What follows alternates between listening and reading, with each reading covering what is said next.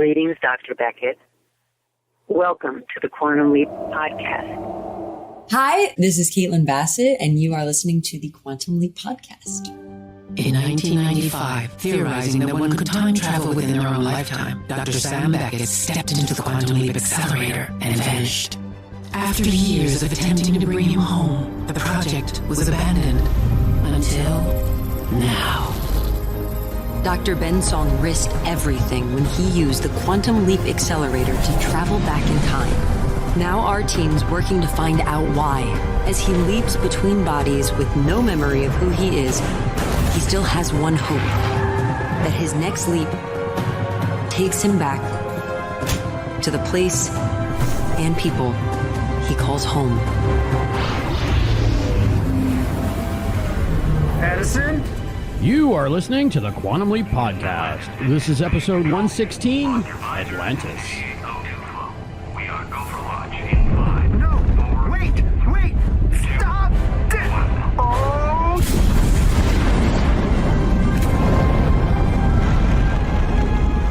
I found Ben's phone. He left me a message before he leaped, telling me that there were going to be things that I found out about what he did that wouldn't make sense to me. I found this flash drive in the bookshelf. Password encrypted. I mean, not really a surprise there. Can you crack it? Maybe, but I don't know. That's really more of a Jen thing. The woman helping Ben is Janice Calavicci. Calavicci? Like Al Calavicci's daughter? Janice Calavicci is a brilliant astrophysicist. Her father ran Quantum Leap for years. She knows as much about this project as anyone. It makes sense Ben would go to her if he needed help. We have to at least consider the possibility that Ben has been co-opted by Janice. And if his memory suddenly comes back and his plan was to do terrible things the whole time, there's not a lot we could do to stop him. The only safeguard we have is him not remembering why he leaped or what his agenda is. I noticed that you didn't mention the little thumb drive that you found this morning or the message that Ben left for you. Look, I need to know what Ben was thinking. I need to know what's on this drive. Well, then you should have given it to Jen. They don't trust him. I've got a lock on Ben. Holy shit. You're not going to believe this. Ben is on the Space Shuttle Atlantis, March 7th, 1998. Oh, thank God. Are you okay? I'm in a space shuttle. I know. Who am I this time? Your name's David Tamora. Tamora? Wait a minute. Do you remember him? David Tamora. Uh-oh. I idolized him when I was growing up. He immigrated to the U.S. from Japan and became an astronaut, and I immigrated from Korea and wanted to become an astronaut. I immigrated from Korea when I was a kid. I'm remembering. Oh, God. Yes? David Tamora dies on his first mission, this mission. We know. Ziggy says there's a 92% chance you're here to prevent that. How did David die? It was on a spacewalk. He got hit by debris. Okay, well, this is easy. As long as I don't leave the ship, then I can leap, right?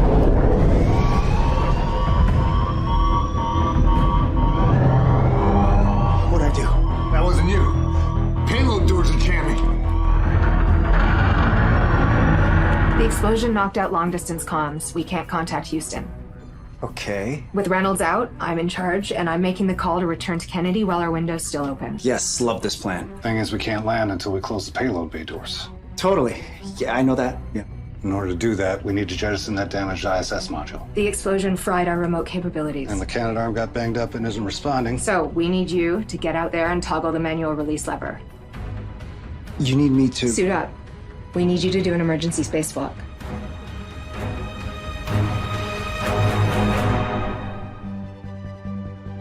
Welcome to the Quantum Leap Podcast, everyone. I'm Christopher DeFilippis. I'm Allison Pregler. And I'm Matt Dale. And today we are discussing Season 1, Episode 2 of Quantum Leap, Atlantis, in which we see Ben as a space shuttle. He's not a pilot. He's a specialist, I guess, right? Yeah. So yeah, plenty to discuss about that. And we will also be bringing you interviews this episode with Mason Alexander Park, who plays Ian, and Susan Diol, who reprises her role as Beth Calavicci. It was really exciting to meet Mason, and it was awesome to reconnect with Susan. Susan, as far as I'm concerned, Susan is the reason that we're doing this podcast in this form at this time, because she is the reason that Allison and I got on mic together for the first time. Yeah, it was our first time speaking is doing that interview. Wow. Yeah, Matt wasn't there, Guys. but She was incredibly nice, especially because I was holding things up. I was late, so I'm gonna take the L on that one. Sorry, Susan. My official apology. I don't remember you being late. I just remember it being a fantastic I mixed interview. up the times. Yeah. Okay. Well, she was incredibly nice. Yeah, she was. And she was as surprised to see those negatives of the lost ending as we all were at the time. So if you guys don't know what we're talking about, we talk about it a little bit in our interview with Susan later as well. But long story short, Allison found the secret lost ending to Quantum Leap a couple of years ago. And it was because of that special that we did that she and I knew that we had good chemistry on mic. And then I said, we need a Brit. Oh, that guy who wrote that book. Let's get him. And the rest is history. Here we are. Well, now I feel like the third wheel after like 5 years. Thanks, Chris. What do you mean? You've done stuff with the podcast before, though, right? Because of your book. I don't think so. No, I interviewed you, dude. You were on the podcast. Yeah, I think you so. interviewed me once, but I think other than that, the first time I got a mic with either of you was when we did Runaway. You and I, Matthew Dale, how you forget, you and I did that commentary track for Hurricane together. Oh, yes, well. But, yeah, before. There was like 30 people on that. That's true. So. But we knew that you were super knowledgeable. I think like at that point, it was sort of just a test run to see who could fill in at the time. And it just worked. You know what? We were just like vibing, you know? Yeah. Yeah. And I didn't need a Brit. I needed you. Thank you, Chris. All right. So only took a second pass at that. I appreciate it. We're friends again. Everybody breathe easier. Did I just wreck the dynamic? Anyway. Hey, strap There's in. too We have at least 11 more episodes to go, right? Yeah. So yeah, Ben on the Space Shuttle. New and exciting territory for Quantum Leap to cover. So I'm excited to talk about this one. Why don't we start where we always do with some first impressions? Allison. Well, it was better than the first episode. Matt? Our ringing endorsement. Oh, dear. Oh, dear. Is that where you're landing on that one? Do we go to me now? Yeah, go ahead. Okay. Ooh, okay. It was better than the first one. We spoke at length last week about some of the challenges the first one had, and for me, the big challenge was the fact that there was just too much squeezed into 40 minutes. But other than that, I enjoyed the first one. So the fact that I think this was better, I see that as a good thing. It brought across a lot of the things that I liked about the first episode, but was able to drop all the exposition dumps, and it felt a lot more natural. As second episodes go, I thought this was really good. I'm going to mirror what you said there, Matt. I thought that this was a much better episode than the first one because we got to do some actual story instead of a ton of exposition and a ton of setup. So we're able to settle into the character dynamics a little bit better. There was a lot of good character stuff in this as far as I'm concerned, which I really liked. And I just love the setting of Ben's Leap because I'm a space nerd. I have, some issues with some of the physics or how they ignored some physics in this. But that being said, it's so cool to see a leaper on the shuttle in space. Sure. So it reminded me of another favorite show I have that Albie and I love to watch together, For All Mankind, which is on Apple TV, which is basically an astronaut soap opera. So, hi, Bob. Hi, Bob. Hi, Bob. Hi, Bob. Hi, Bob. Hi, Bob. Hi, Bob. Hi, Bob. Hi, Bob. Hi, Bob. Hi, Bob. Albie will get it. I was just thinking of the wrestler Mankind when you said that. That's another episode. That's Heart of a Champion 2. They gotta get Mankind on. If you're gonna look Quantum Leap, if you're getting another wrestler involved, get Mankind. Get Mick Foley. He'd be amazing on Quantum Leap. Mick Foley's a really nice guy, too. So he'd come in a Santa suit, right? Doesn't he do SantaCon? If they got him to play Santa, yes! Yes! Mick Foley Santa. Make it happen. Deborah, are you listening? Yeah, Deborah. Listen, good buddy Deborah Pratt. Mick Foley, fellow Long Islander. I'm sure I could get in touch with him. He used to come to our TV station all the time. So he's probably when on this happens next several season, different speed dials. It would legit be amazing. And it would also be like the perfect kind of stunt casting because it would get people interested, but legit be awesome. Would it though? Would it legit be awesome? It would.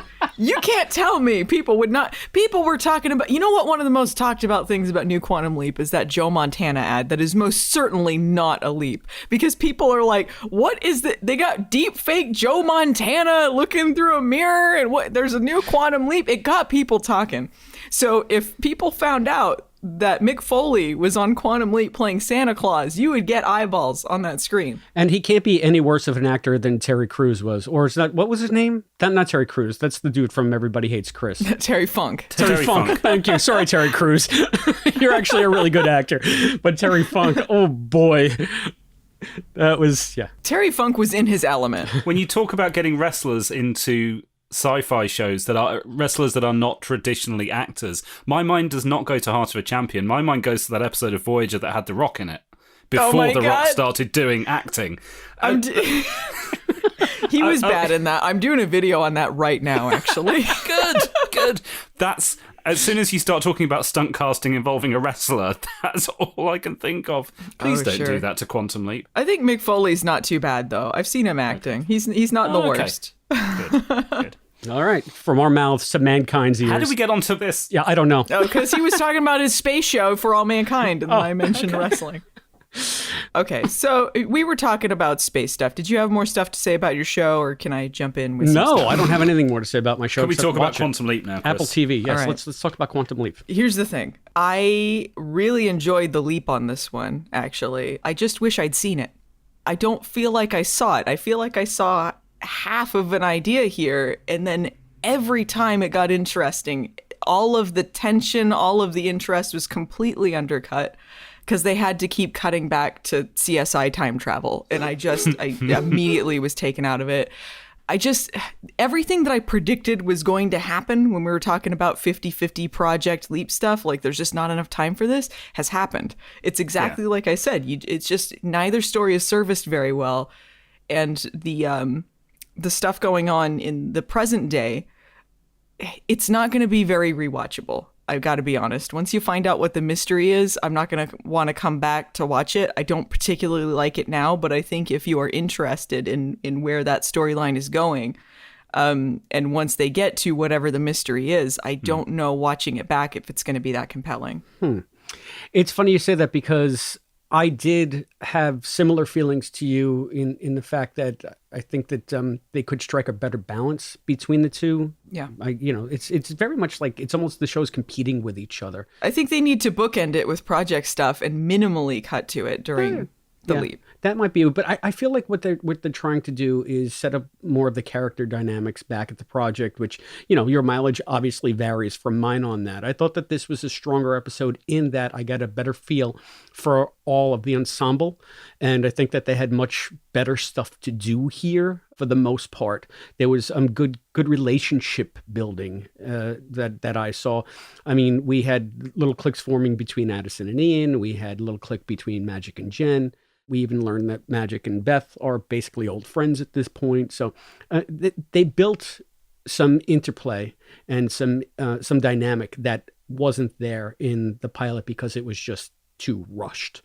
And it was a lot more naturalistic here. I'm not going to say that, there weren't any problems, but they came across as more naturally friends in this. It was better than the pilot because they weren't doing as much exposition with the project stuff. I liked the scenes with Addison and Ian kind of working together on this. I think Jen had better stuff to do. I still feel like they're stretching to find reasons for her to have more to do. The fact that they say she's the one that does the hacking stuff and like Ian's not strong in that. It's like, why would the security stuff involve hacking into things? Like, wouldn't that be more of Ian's job? It just didn't really make sense to me, especially if they helped rebuild a time machine that they're like, nah, Jen's the person for this.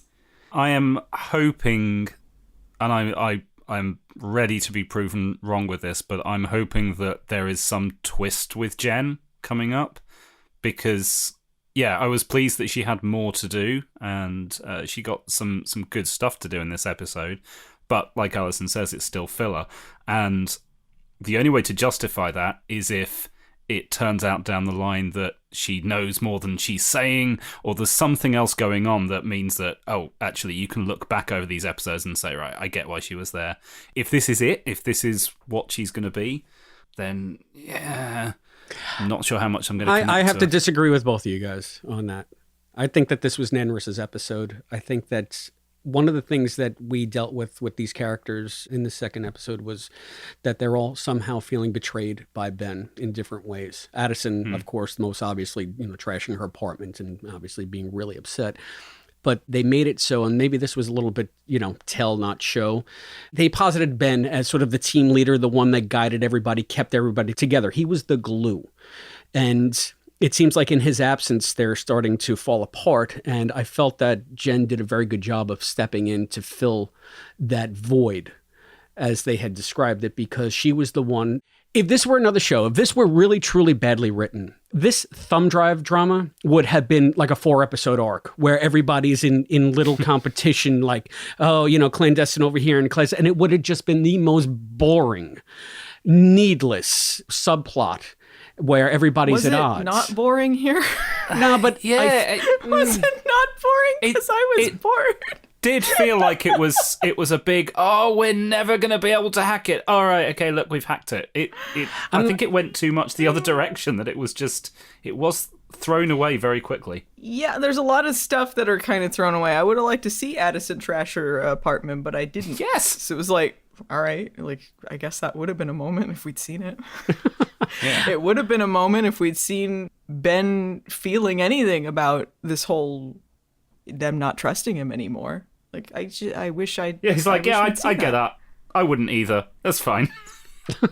He's very reasonable about it all. Yeah, I guess you can't tell me nothing. I guess I kind of betrayed everyone. All right. And, like, sorry, I know you're saying something, Chris. I just have a lot of mixed feelings. Yeah, no, and I get it. And I was talking not specifically about the plot point of the thumb drive. It could have been anything, but I just didn't want to see a prolonged arc of these characters working at cross purposes for no reason, just to see them get together in the end. I'm glad if they were going to introduce this element, they wrapped it up by the end of this episode, and we get more of that team dynamic where it's collegial and they're working in step with each other instead of against each other. I was really, really afraid that we were going to end with these little skirmishes going on. And that's just dumb. It's a disservice to the characters because they're smarter than this. Jen proved that she's smarter because she just basically tells Ian, yeah, that thumb drive, I know that you don't want to tell me about it and I know about it, but you do what you have to do. It's going to be an issue. We are going to address it at some point. I'm just not going to push you on it right now. Yeah, I feel like it's going to turn into a Jen and Magic versus Ian and Addison kind of thing, though, regarding this stuff. Like, there's still some of the stuff that's not resolved in that. They do smooth it over a little bit. I do like that Ernie Hudson's character, he's a hard ass, but he's not, like he's kind of gentle, so he doesn't he's not just like at odds with everyone all the time. He's trying to make it work but be assertive, so it's not just the curmudgeonly boss kind of thing. Right, he's a lovely boss. He's got a best boss ever mug. I mean, I put in my notes, someone at the project is angling for a pay rise. That was like Jen's Christmas present to him. She got that after her resignation was denied. Yes. Yeah, I mean, there's kind of stuff set up. There's the stuff about they're like, Addison, you can't do this. Okay, sorry, I'm going to try and work with you on this and all that. It felt very tepid to me. And I get what they're doing. but there's just not enough time, and I don't want to see more project stuff to try and fill it in. I want to see what's going on with the leaps. You know what I found most interesting about the project stuff? The thing I was most intrigued by was we could see through the windows that they're in some sort of underground facility again. Yeah. You could see like the walls, and I was like, oh, okay, cool. I guess like seeing that's what it would have looked like in the old show in New Mexico, which they're not even in anymore. And also, where the f*** in LA are they? That they're underground? They're underground in LA? There are no subways in LA because of a little thing called earthquakes. So where are they in LA? This can't possibly feasibly exist. Can I just before we talk about the project for too much, because I love the look of that as well. I just want to go back to the point that Chris made about how that character dynamic arc ended up not being an arc and it got wrapped up very quickly. I agree with you. It's a cliche and it's been done before in a lot of shows. But I do worry that they have gone down this route now of saying, 50-50 Project Leap, and unless they decide to do one of those things where season 2 is just a totally different dynamic and a different setup, that's what they're going with. They have a mystery, why did Ben leap? We know somebody that knows why Ben leapt, so it's going to be a bit of a chase to try and find Janice. Once they've found Janice, mystery over. If there's no tension between the characters and there's no mystery, what the are they going to do with the project plotline? With the F-bombs. I mean, I think they've painted themselves into a corner doing that, unless there's going to be some big new arc that we can't even imagine. I mean, I think they would probably set up something like that. Wrap up the Janice thing or why Ben leaped and then branch off from there. What can there possibly be? I can't even imagine. It's a show about a guy that travels through time, and they set it up as we don't know why he travels through time. Right, then we find out why. Yeah. So now he's my just prediction. Sorry, I keep interrupting. No, please. I want to hear a prediction because I just want some kind of hope, even if it's fanfic or headcanon, as to something that they could do beyond this. Because although I'm enjoying the plotline at the moment, I worry that it will end and then there'll be nothing. So yeah, my prediction is that what he's trying to do, either he's trying to find Sam or he's something related to what went on in the first project, has to do with some sort of dead zone apocalyptic future kind of thing. I think something happens in the future that they have to prevent because it is a world-ending cataclysmic type of thing. Whether it's like something happened with the timeline. I know we have some predictions about one of the characters in this episode, what that could mean. I think that it's going to set up something like that they have to prevent some sort of world-ending scenario, and then it's going to branch off from there. I hate that. I don't necessarily like that either, but I think that's what they're doing. Like, I don't know. I didn't care about any of this stuff going on in the project. I think if they continue with this 50-50, it's really going to hurt the show, because I think they became so enamored with this mystery box arc storyline and these legacy characters and this lore and this mythology that they've completely forgotten about the leap portion of this. Ben's leap felt like a C plot in this. It just kept going back to this, like, what is this mystery, like this intrigue, which they haven't given enough setup, and you don't know the characters well enough to care about that much yet. A lot of shows, like, you build up the characters and then you set up the mystery and then you care about what's going on because you care about the characters. But I don't necessarily care that much at this point. And it kept cutting back to these like, intriguing mystery things going on when you should have been focusing on the leap. The leap portion, he's in space. This is someone presumably who's never been to space before. He certainly doesn't remember being in space, the awe of being in space. And then you're stranded in space. You could die. You have no help out there. So there's this like isolation element. Like all you have is your team and yourself, or you're going to die. But I didn't feel that lost in space with them because it kept cutting back to the project. So I didn't feel any of the tension that was supposed to be happening or any of the wonder. Like there was a handful of elements I really loved in the leap, but I just got maybe 2 or 3 minutes of it compared to all of this other excess baggage. This could have been, admittedly on obviously a much lower budget, a Gravity style, almost real time, intense, pressured situation. But they have to do that cutaway, which totally removes any claustrophobia. And you called it baggage, Allison. I think that we are maybe also forgetting that they're trying to bring this to a more mainstream audience. And I see two factors at play here. Number one, procedurals are the runaway top types of shows on TV currently. Number two, Donald Belisario has had very much success with NCIS building procedural shows.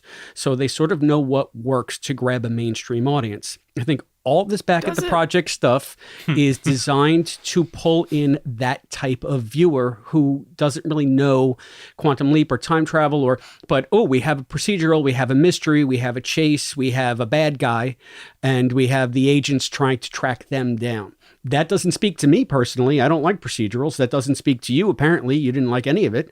But I think that is sort of maybe they're trying to serve two masters here. And I think that what we're watching back at the project is a result of that. Do I like it? I like it a little bit. I love being back at Project Quantum Leap, but I like the geeky stuff about it. The chase stuff, you can keep that as far as I'm concerned. But it's going to be an element. Yeah, we're going to have to see how this pans out because at this point, only the first episode is aired. We've just watched the screener for the second episode.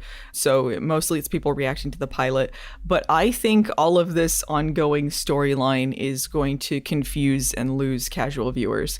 I don't think it's actually going to grab them because it is tied into Quantum Leap, but I don't think in necessarily a satisfying way. I'm still waiting for them to pull out stuff that makes it feel like Quantum Leap to me. The fact Ziggy is just a computer is not really great for me. I'm sure they'll probably pull something out later, but nothing about it is particularly Ziggy. I don't think this is particularly a time travel show yet either. Once again, it kind of felt like the time that he was in was irrelevant to what was going on. Well, wasn't this the latest leap that we've had on screen anyway? Canonically, 1998. Sure. Yeah, but I mean, he could have been in space at any point. But this could have been 2022. Yeah. Was this tied into an actual space mission they did on the Atlantis? I want to say no. I didn't research it. The nearest one to that was 95, the Atlantis, which is what I assumed it was going to be when. But this may tie into, maybe I'm, you know what? I hate reading into this stuff because I feel like I'm just going to look a fool. I feel like I look a fool, but so one of our theories here, so one of the astronauts, her name is Samantha Stratton, and that was the name of the baby at the end of the pilot in the original show in Genesis. He saved the baby and Peg Stratton had the baby and they named her Samantha, presumably because of Sam. So we think that this is the baby from that episode, but there's no lip service to this. So it seems like this is setting something up. Could it be this mission only happened because of things that Sam has changed? This is an alternate history we're living in, or they're living in, not us, in the real world. Yeah, I mean, I think that's obvious. What I liked about that, I mean, I almost wish we knew going in from the photos that the character's name was Samantha Stratton, played by Carly Pope. When I saw that, I was just like, oh, that's cool. But I was expecting them to address it in the show somehow. Wait, this is someone that Dr. Beckett affected on one of his leaps. Not one word about it. Nobody even noticed. No. And had you not read that stuff, I think it's going to be a flash at the end. I think they're going to throw in a bunch of stuff like this, and then when they do the reveal, they're going to be like Samantha Stratton, this, and this is all connects to Sam in some way. Well, this gave the new series for me a level of depth for the fans that I liked. I wish that I hadn't known that Samantha Stratton was going to be in it. I wish I had discovered it through the dialogue casually as they were revealing it, because I thought it was a neat twist. And it just reminded me of Mirror Image when the bartender, when Al says to Sam, do you really think you've only changed a couple of lives? Those lives have touched others, and those lives others. And we are now seeing that in action. And for me, that's a sort of a beautiful reveal. And I wish that I hadn't known it going in, but I still feel like Sam is there. Sam is present. His legacy informs a lot of what we're seeing on screen. So if I had to pick a favorite element of this episode, I think that might be it, aside from the cool space stuff. My favorite element was the stuff with Ben and Addison. I loved Addison hanging out on top of the spaceship, just thinking space is cool. What was she sitting on? Did a little like, yeah, what is she sitting on? I don't know, but it makes no sense. But Al didn't either. So and then she pops out next to him. I thought that was cool. I feel like the contrast of her being a hologram was more present here because she's just standing around in space because it's not going to affect her. Mm-hmm. So that was kind of cool. I did appreciate that most of the effects were done practically. You can see from the press photos from this episode, it's just a black mat behind them that they've digitally added stars to and maybe some other enhancements. But I think that worked much better than trying to screen them in. It felt more like they were present somewhere. Yeah. I enjoyed that stuff. I even enjoyed the bit at the end where Ben says, like, thanks for trusting someone that nobody else trusts. It was kind of the same at the end of the pilot where he says, like, you made me feel real safe today. I really liked that line. I just wish that anything leading up to it felt like it was that story. I would have liked to see that story. I want to pick up because you mentioned about the Ben and Addison stuff and then went straight on to the hologram stuff. And I love that. I threw it all out at once. I love the bit as well where she was sat there nonchalantly just staring up into space. So cool. But yeah, the Ben and Addison stuff was what really made it this week for me as well. I'm a sucker for that kind of stuff when the actors are as good as these two are. And like the moment where he sees the ring and he asks her about it and she obviously wants to tell him. It's just, I was welling up. And the bit at the very end as well, after he's leapt out and she's just left there. There was a ton of really great moments that Caitlin Bassett particularly did so fantastically with. I was really pleased. Why was she still there when he leaped out? She could just hang out in that time without him there? Yeah, I guess it's a different type of technology. They're actually beaming the hologram into the past rather than some kind of neurological thingamy from the original. I guess. That presents some problems to me because then could they not just do the thing that the project apparently was originally made for and just observe any point in time? Well, maybe he's got to be there for a while or something. I don't know. Yeah, he's not there when he leaps out, so I don't know. But it's just like... When he leaped out and the astronaut was back, do you think he was like, what the f***? I'm just floating around free in space. What happened? I didn't catch that. So Addison lingered outside the mirror after Ben was gone? Yeah. He leaped out and then they hold on her for a while for the emotional beat. But why is she still there? It must have been so organic to the story at that moment that I didn't even notice. But you're absolutely right. She should have just blinked out. I hope the astronaut leaping back in is just as chilled out as that Russian astronaut who's just like, all right, okay. There's a guy out the window. I guess that's normal. Yeah. Well, I mean... Yeah. Wait a second. Let me get my shoes on. Yeah, I wish that we had seen more of what Ben is going through. Again, he felt like such an aside. I just want to see the leaps first. Focus on the leaps first and make me care about that. And then I will care about the people at the project. Because all this stuff about, like, Ben, they don't trust Ben. I love that line at the end, like, thanks for trusting the guy no one else trusts. I just wish that the stuff before it was that story. I wanted to see Ben, like, can you imagine? It's you. You can't even trust yourself. You don't even know if you're a bad guy. Mm-hmm. That's a great story, but we don't see any of that. He's such a passive character. They did the same format last episode where he is just doing what other people tell him and kind of chilling out until the very end he decides he's going to do something to change the leap. But we still need to see Ben doing things. We need to see Ben alive in this story. I feel like he was such a side character even to the astronauts. I mean, you're not wrong. I think that they're struggling to give Raymond, I don't want to say give him his due, but again, like I was saying, the balance is just off. Maybe it's right, Allison. Maybe you're right in that maybe they just need to bookend the leap with stuff back at the project instead of this constant I think they should bookend it until something really important happens, and then we can show more of the project because there is a bigger story at hand. But this whole, like, it just needs to be 50-50. It's clunky. It's not good. I did like that Ben was so swift on the uptake in the sense that he knew that he was an unreliable narrator in this case. He has no memory, so he could very well be a bad guy, and he accepts that immediately. And it's like, I'm glad I don't remember, but I understand why you need to sort of tiptoe around me because who knows? I could be, I could be But why evil. Why is he so chill about this? Yeah. Why can't he just be like, yeah, I'm glad, but what did I do? Why am I why would I make this decision? I might be a bad guy. Maybe I shouldn't even be here. You need to explore that aspect of the character, especially if this whole episode is about trust. Should they trust him? Some guilt or something? I don't know. Something. Everything about Ben so far has been very rushed, with the exception of a few moments in the pilot. Like, yeah, what am I doing here? He kind of accepts the concept very quickly. He accepts that Addison's a hologram. Yeah, he accepts his own memory loss and the fact that he might be a bad guy. It's his character development is still being very rushed. Agreed.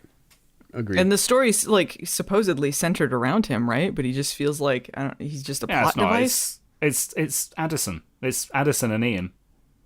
It's their show at the moment. Yeah, it's.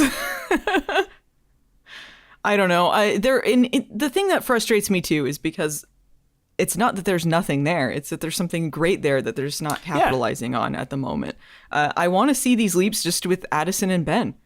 Just do it like the old show and show us a bit more about what's going at the project when it's important. They should really be supporting players in this story because that's what Quantum Leap is. It's about the quantum leaps, right? Like, not this like CSI going around trying to find the secret thumb drive, and then all the stuff with Janice annoyed me. I'm coming off much more negative this week. I'm trying to like be all jokey, but look, like it made me mad every time it cut back to the project because I was enjoying, like just starting to enjoy the bits with Addison and Ben, and then it would cut away.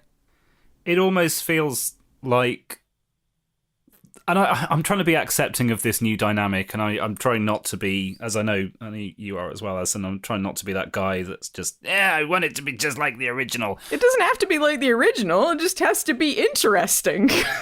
But it feels like the stuff at the project is, and again, this goes back to my point that it feels very limited. It feels like we should be having a series of 22 episode seasons about the leaps, and then, oh, hey, this stuff at the project's quite interesting. Let's do a 10 episode limited mini-series just about that completely focuses on that. We don't even see the leaps, and it's just like some kind of cool straight to streaming spin-off. That's how that feels. But they've got the spin-off jammed in with the rest of it. Do webisodes. Isn't that what they used to call them? Webisodes? You get like 10-minute segments where you get kind of filled in a little more about what's going on, and then maybe you can, on the DVDs, make it the extended edition with that stuff stuck in there again. But you can't focus on the project stuff. I feel like it's hurting the show. And it's just nothing against the actors or even the characters. No. Like I feel like they actually do have great characters and great actors. It just doesn't have the place or the time for this particular show. I would watch the shit out of a spin-off series that's just about those characters. I think Ian is great in particular. I really think that Mason Alexander Park shines in this show and is a good supporting character. And maybe if they kind of just kept Ian as the main kind of supporting character, and then everyone else was until like they had an episode that was about their character or about something in particular, maybe shine a little more focus on them. That sucks to say because I love Ernie Hudson. I don't have anything against Narissa Lee. I think like her acting's fine. I just don't like the character particularly. But it sucks to say like they should be more minimized because I do really like them and I like their characters. It's just I just don't think it's for this show. At the moment, anyway. Maybe they'll change my mind on this. Yeah, and you got to give the show a chance to evolve. I know I feel like I'm sounding like an apologist for some of the very valid points that you're bringing up, Allison, but I feel like second episode still in a new series, they're still finding their footing, they're still finding their balance, they're still figuring it all out. Yeah. And I think it's good we're hearing your perspective on this too. I just feel like there is great potential in this dynamic. And I do like the fact that we are seeing more characters. I'm not crazy about the chase stuff, like I've said before, but we did get the chase stuff. Yeah, the chase stuff, the Janice stuff. To be honest with you, yeah. I hope like in this episode, like I said before, having some kind of ongoing plot line where there are different factions within the project working at cross purposes. I'm glad they wrapped that up in one episode here. I hope that this Janice stuff gets wrapped up by episode 3. I hope that they don't linger on these beats too long, because if I had to pick a part that I hated about this episode, it was Janice's secret lair. And yeah, it sucked. She's in her little Power Rangers lab. Yeah. And then they call on the phone and she's like, haha, I took precautions, smirky smirk. And let me tell you, if there's a character archetype I hate more than the like angry security person, it's the smuggy smug one step ahead lady on the phone. No, thank you. And that sucks because I don't want to hate this character. You know when someone says that shit's about to start exploding. Yeah, this is a dynamic that's very easy to fall into in sequel type things. The daughter or the son or the child of the main character that you're supposed to automatically care about because they have that same name. But the thing is, you need to make me care about the character. Don't just like, I know they're setting something up here, but I just feel like there's a lot of like, because she's named Calavicci, they're like, pretty cool, huh? It's like, I don't know. Yeah. I don't know. She is still the one-note smug villain so far. Maybe there'll be more to it later. I have a couple of theories about this. One thing I did like, even though I'm not sure where I come down on the Janice character yet, the fact that she is working at Ben's behest rather than the other way around, I thought was a nice reveal. And I also like the fact that because she's Al's daughter, we got to see Susan reprise her role as Beth. Yes. And that was a very nice moment. Once again, just, I don't know if it's pandering so much, fan service. If it's fan service, great, give me fan service. But it's wonderful to see some connective tissue between this series and the classic series and seeing that they are inextricably linked. It was kind of like that Samantha Stratton moment that I discussed earlier. We really are trying to give you a continuation here. Now, are we pulling it off? Well, I still think it needs some time to find its footing, but I think that their intent is in the right place. They have good intentions. Their heart is in the right place. And I think that they want to do as well by the series as the fans want to see them do. Sure. Whether or not they execute that, who knows? Because there are other factors, mitigating factors, like probably network notes. And this is what we need to get audience. And, they're under a lot of pressure to make an instant hit these days. So, of course, they're going to throw all of some of the more formulaic elements out there because that can grab viewers, because this is what I'm used to. This is what I like. Oh, look, this is this. So let me watch it because this is what I'm used to. I think that's just an unfortunate reality that they're up against because it's not a streaming show. I mean, it's a primetime network show. Big pressure to pull in ratings. It's just as simple as that. So I think that we're going to get more of this stuff before we settle into a better dynamic. I think we're going to get a lot more procedural elements. I don't particularly like it, but if I like the characters, I think that I'll have a better time with that aspect of the show. I've been talking a lot about sort of the connective tissue between the old series and the new series and how they're trying to do it right. One thing we did get this was a new saga cell. Yeah, I love that there was a new saga cell. That was fun. And it was spoken by Addison. Yeah. So you know what? I'm a little bit of mixed feelings with the saga cell, and I'll tell you why. I felt like it was evocative of the original, and that was fine, but it went on a little too long because you were expecting her to say that his next leap will be the leap home, and instead she said... They have to insert the family thing, exactly. And I feel like they're being a little too on the nose with like, get it? Get it? It was, when you're here, you're family. It's like the Fast and the Furious meets Quantum Leap, right? Yeah, the family. So, Quantum Leap, we're family. I love the fact that they're doing it. I love the fact that even it's just a little clunky still. So quit telling us and show us. That's the thing. So, but Saga Cell. So there we go. So some more of the old Quantum Leap DNA coming to the new series. So I think they're being smart doing the Saga Cell. Same purpose as the original show. Just get people up to speed because it is a confusing concept, and I think it'll help ease people in a little better. As we're talking about sort of some of that legacy stuff, what do we think about? I mean, Janice is smirky smug, right? But I feel like the casting. She's got an attitude, right? Why is she so? Why is she so belligerent? What's the history there between Magic and her? The fact that she's basically doesn't seem to like him at all. Well, she wanted to join the project, and the DoD said no because you knew Al and Magic also. Magic didn't have any connection there. Well, yeah, Magic had the connection to Sam through his brother. Magic was a Leapy. Yeah, he was also he was Magic a Leapy. So also spent some time in a waiting room.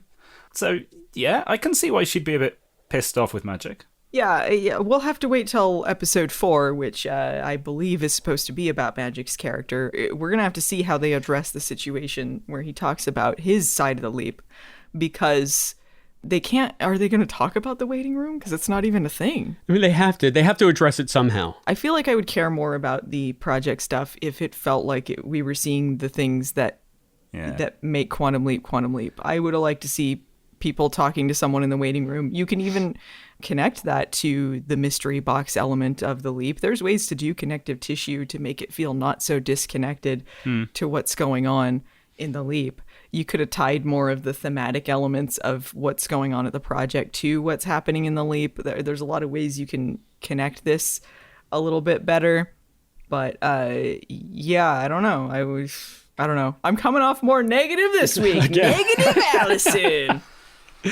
Why is Janice so belligerent? I don't know. They could explain this. We've had so very little of her, so there could be some story reason that they come around, like why any of this stuff is going on. Maybe they'll win me over. But so far, not impressed. It's one of those things that you see in a lot of shows where you have to trust the writers and trust the process that, yes, they're introducing a fairly two-dimensional character, but there is a reason there's a background and there's a foundation there that will uncover itself over time. My problem is I haven't seen much of the writers' previous work, so it's very difficult for me to just go down the trust the writers route. I kind of got to at this point and hope that it does all shake out, but it's a lot to ask for an audience that she's not just going to be a cackling villainess that is just pissed off with everyone and that's why she's doing it and that's all. Well, I don't think she's meant to be a villain. I think she's supposed to kind of have a chip on her shoulder, some sort of thing going on there, which I don't particularly like, but I don't know. I mean, I think it's important to note also, like Chris was saying, there's a lot of people working on the show. There's a lot of different elements going into it and things that we probably don't know about. There could be network notes. There could be just people throwing out ideas and trying to make them work and they're not translating. Like, I see on paper why a lot of these things are, like, they sound appealing or they might think like this is a different way to do it. This is just how it's coming off in the final product. And I really hope that things turn around, because this isn't a case of like, no Quantum Leap remake will ever amount to the original. You know, we just want it to be good. And right now it's just, I'm not really finding a lot to cling to. But again, it's 2 episodes in, and the fact that this was better than the first episode, I think, is encouraging. How did you find the Leap stuff while we were there? Because I know you said a couple of times, and I agree with you, that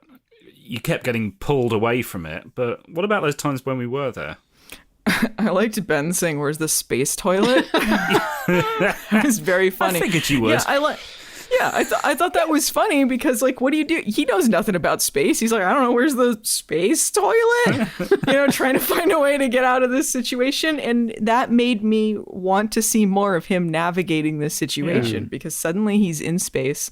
He has to figure out what to do and pretend that he knows how to be an astronaut. He's leaped into David Tamara, who immigrated from Japan, I believe they said. Yes. And became an astronaut. He was very noteworthy historically in this timeline. And Ben reveals that he also is an immigrant from Korea. He immigrated as a kid, so he really looked up to him. And there's these little bits and pieces here where I'm like, this is great. But again, we kept cutting away from it, so we didn't really have time to explore much of it. Yeah, we're getting some backstory here, and I liked that. I liked that some of the dynamics that we saw between the shuttle crew also mirrored some of the feelings that Addison was having about Ben in that moment, especially the Reynolds-Stratton dynamic. There's a scene where they're arguing about something, and they're talking about trust, and you can just see Addison like staring daggers at Ben because she's feeling so betrayed, and so I thought that worked on a dual level very well.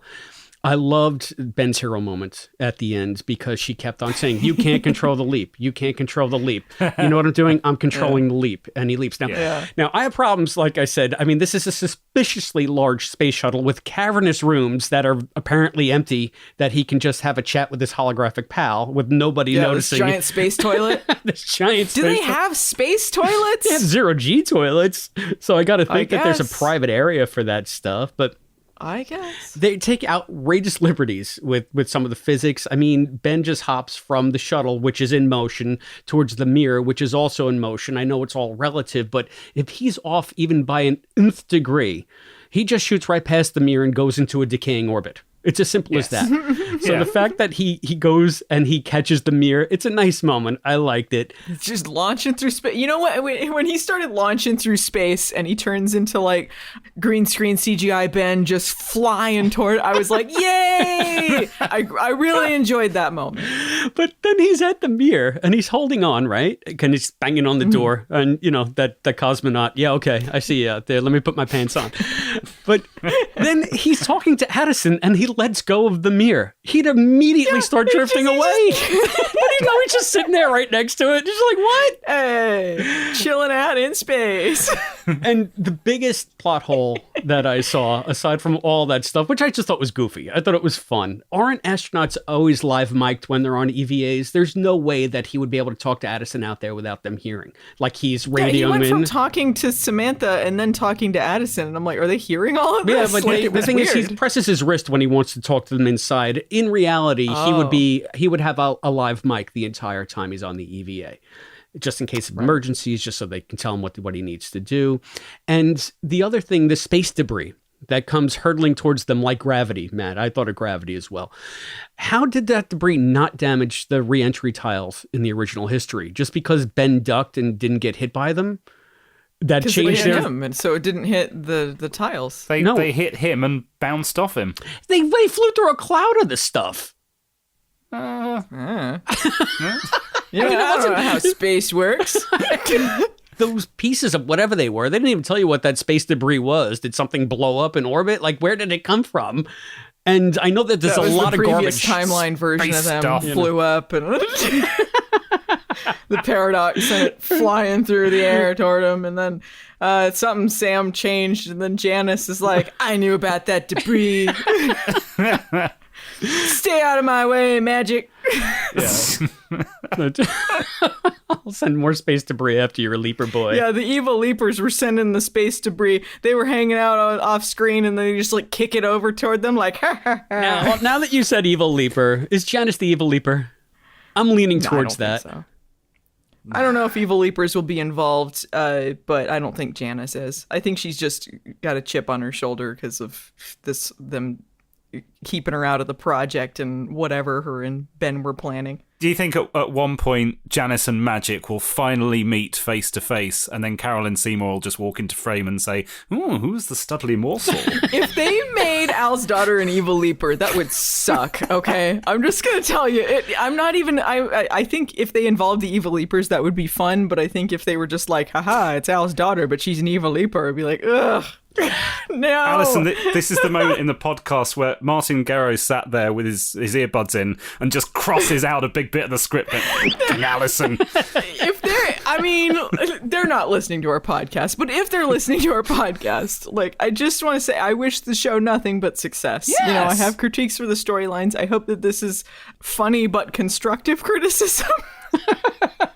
You know, like, and I feel like if people are supportive, but they all kind of have the same note, maybe that will help to improve things. And a lot of shows, pretty much no show starts out with season 1 and it's perfect. They're always workshopping things, what works and what doesn't. And I hope that this helps steer things in a better direction. Well, this is the Naked Now.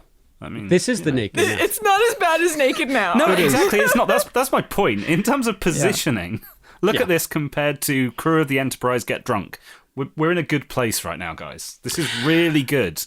It might not be perfect, but it is good. If we are doing constructive criticism and, on the off chance that, Martin, you're listening, please don't introduce the Evil Leapers into this series. It might already be a fait accompli. I don't know, but I don't think that lore would fit into, number one, the dynamic that we see established here with this project. It's more of a sort of a realistic take as opposed to the goofy thing. And number two, Quantum Leap was long established, and it had earned the right to go off and do gimmicky stuff in season 5 because it had 4 solid seasons of stellar material behind it. And then, okay, let's do something a little fun. Let's have a little goof. Let's introduce some juicy Evil Leapers. We've discussed Evil Leapers ad nauseum when we did those episodes, but I feel like this series, if you have Evil Leapers right out of the gate, it's just dumb. It's not even risky, it's just dumb. I feel like if they do the Evil Leapers, it won't be like, mwahaha, Evil Leapers like we saw. I think it will be just like people doing evil things through time, kind of straight-laced version of that, kind of like there's someone who's using this technology for bad purposes, but I feel like that's just kind of a boring take. I wish this show was less grounded in reality, actually, because I feel like one of the great dynamics in the original show was that the future stuff was sort of goofy and didn't make a lot of sense, but you had that contrast with the stuff in the past that was trying to be a little more grounded. Generally, they were like, how would this person react? And it wasn't very sci-fi based at all. It was just historical stories. I wish that they had more fun with this. I wish they had more fun. I wish that we saw a bunch of rainbow colored cubes and flashing light outfits and they went really quirky with it. You don't have to have people acting frivolous, you don't have to be frivolous to have fun. You still have to be true to your world. Things still mean things. They can be serious, but I feel like everything that felt like the identity of Quantum Leap is not present outside of time travel being an element at the moment. All right. I mean, fair enough. Would you say that that's your final observation on this episode?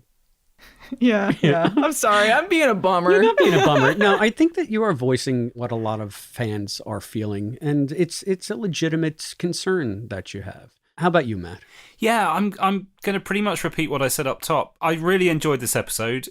Yes, I'm struggling a little bit with the 50-50 dynamic, and I think I always will a bit. I don't think it's something that can be fixed. It just...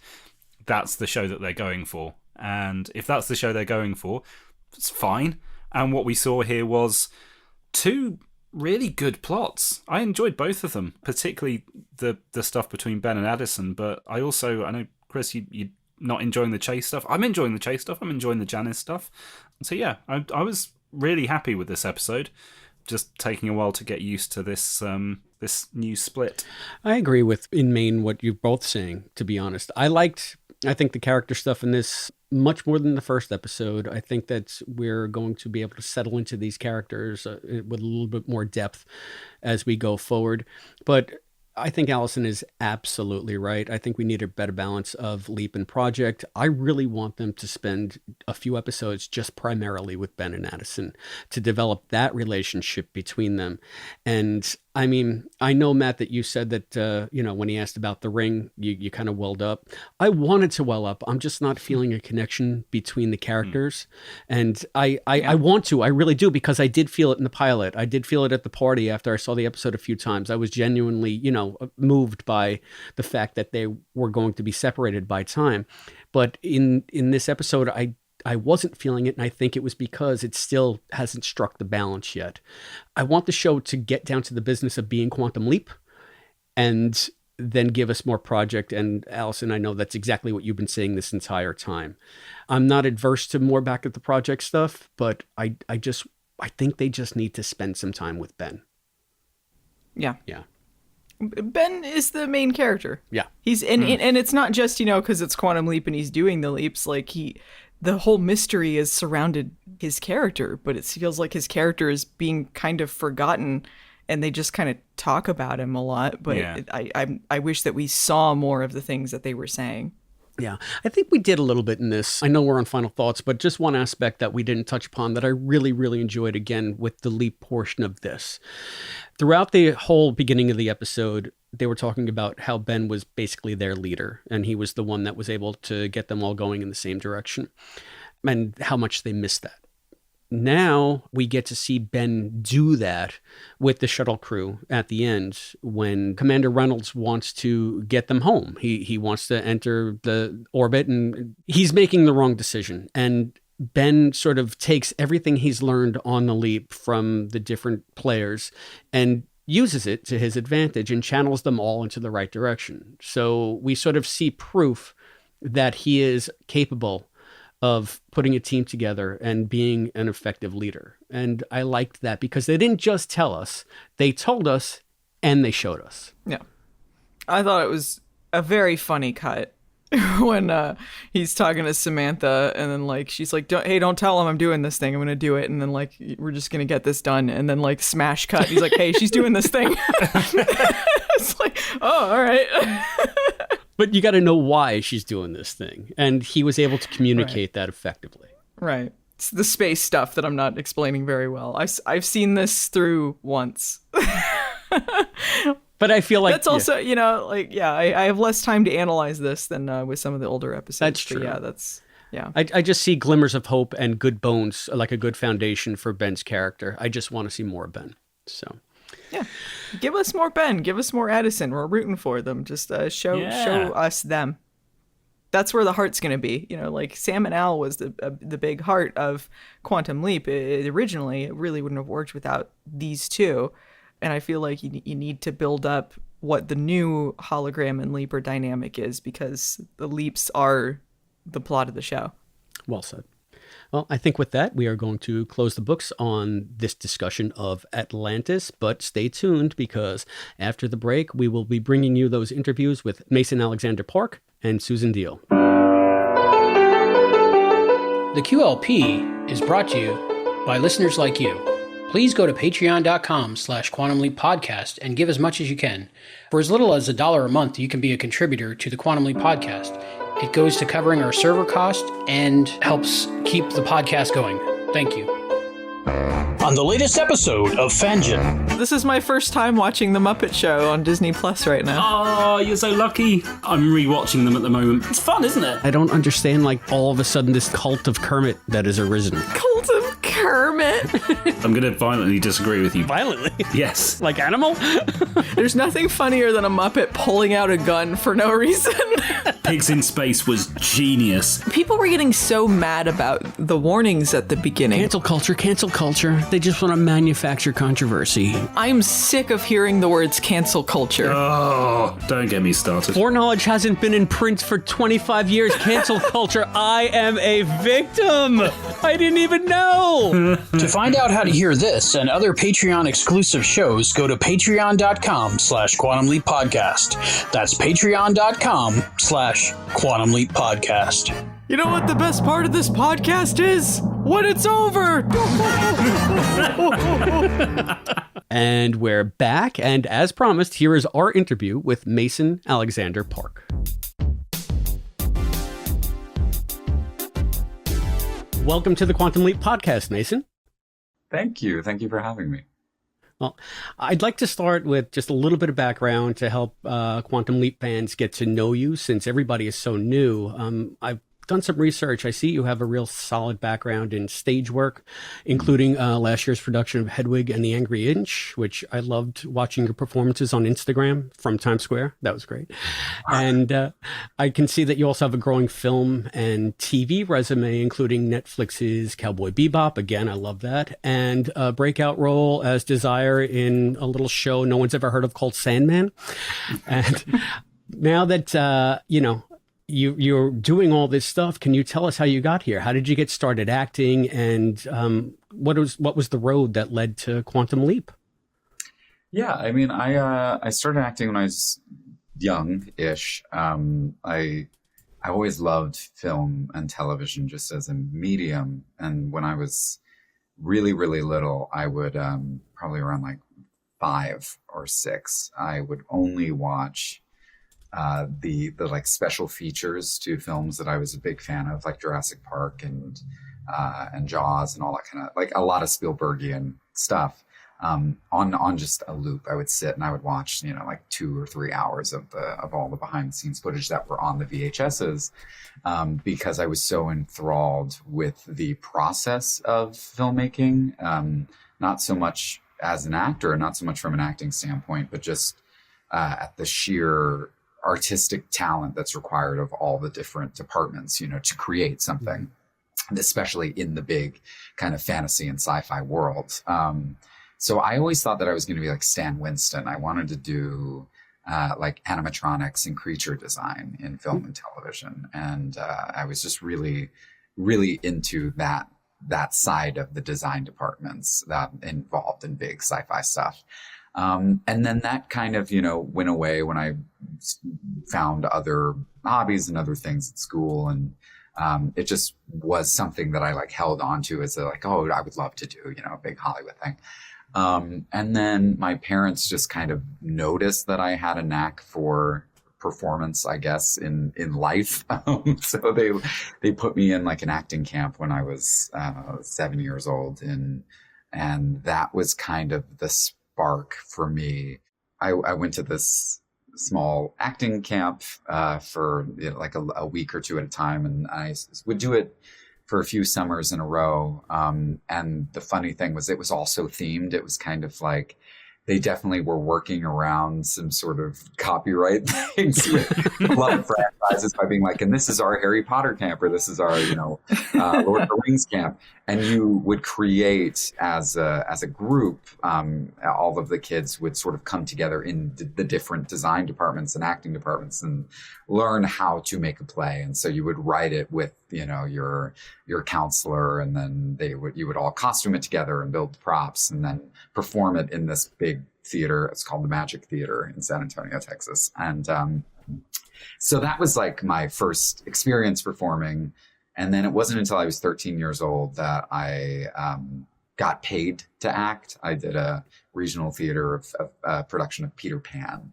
And that's when I first met other actors that weren't famous by any means, that sort of made an entire life as an actor, but weren't huge household names. And I don't think I had an understanding that was possible, that it was more than a hobby unless you were Jim Carrey, you know, until then. So it was a really eye-opening experience for me, because I was suddenly faced with all of these really remarkably talented individuals who had families and had lives back, you know, in New York or wherever they were based, and would just sort of travel around and do a couple of months in a musical somewhere and then go back home. And it was kind of very exciting to me. So I moved to Los Angeles and with my mom, and we just kind of, I guess, started auditioning and went to a performing arts school out here. And then I started working in film and television a little bit with Nickelodeon shows like iCarly, and then I went and I studied theater in college and booked the Broadway national tour production of Hedwig and the Angry Inch right out of school, and traveled with that for about 1.5 years. And that was, you know, sort of I think the big thing for me. It was the role that I had always wanted to play, and it sort of was my introduction, I guess, into the real professional world of performing. And then, you know, I was a theater actor for a very long time. And it wasn't until recently that I started doing a lot of film and television again. The pandemic was a big, strange equalizer, and I have no idea how it happened, but it turned out to be the best time for me as an actor, because I like in the first year Cowboy Bebop was shooting in New Zealand, and we were like the one of the only shows in production. We were some of the only employed people in our industry. It was very, you know, strange. So I've gotten very lucky. I've been very fortunate, and all of those shows just kind of built up on each other. Bebop to Sandman to, you know, a couple other projects and films that haven't happened or come out yet. And then Quantum just sort of came across, and I was like, oh, I remember that show. And I didn't think of it as a thing that like was going to happen. Sandman was something I chased. It was a role that I knew I was right for and that I really wanted. And with Quantum, it was a whole new group of individuals. So nobody really had anything to base an expectation off of besides the original. But it was a continuation of that story. So every single character was additive. No one was replacing an actor or an archetype. It was just kind of building on the lore and the world that the original had created. So I had no idea or expectation of what the direction was going to be and what they were going to do with it. But I fell in love with the creative team, and we had a really wonderful time shooting the pilot. And I feel very fortunate. I'm very excited for people to start seeing it soon. Yeah, well, you had mentioned that you remembered the show. Were you an actual fan of the original show? Did you have a lot of basis in the original? I think I missed the boat on when it would have been, maybe not necessarily on when it would have been on TV, but when it would have been on my radar. So it wasn't something that I really watched every episode of. It was the kind of thing that like I saw a few episodes of it growing up with my family, or it was on TV when we were, flipping channels. And so I saw these sort of like individualized stories that I vaguely remember, and I knew what the concept of the show was. And of course knew the name because it has stood the test of time, and people still love the show and still adore the original. So it's always kind of been there in the background as like a property I was aware of, but never did a proper dive into. And so when the role came about, I was kind of like, okay, I guess now it's a good time to go back and watch this show. So the character description for Ian says that they were introverted and more comfortable interacting with computers than interacting with people.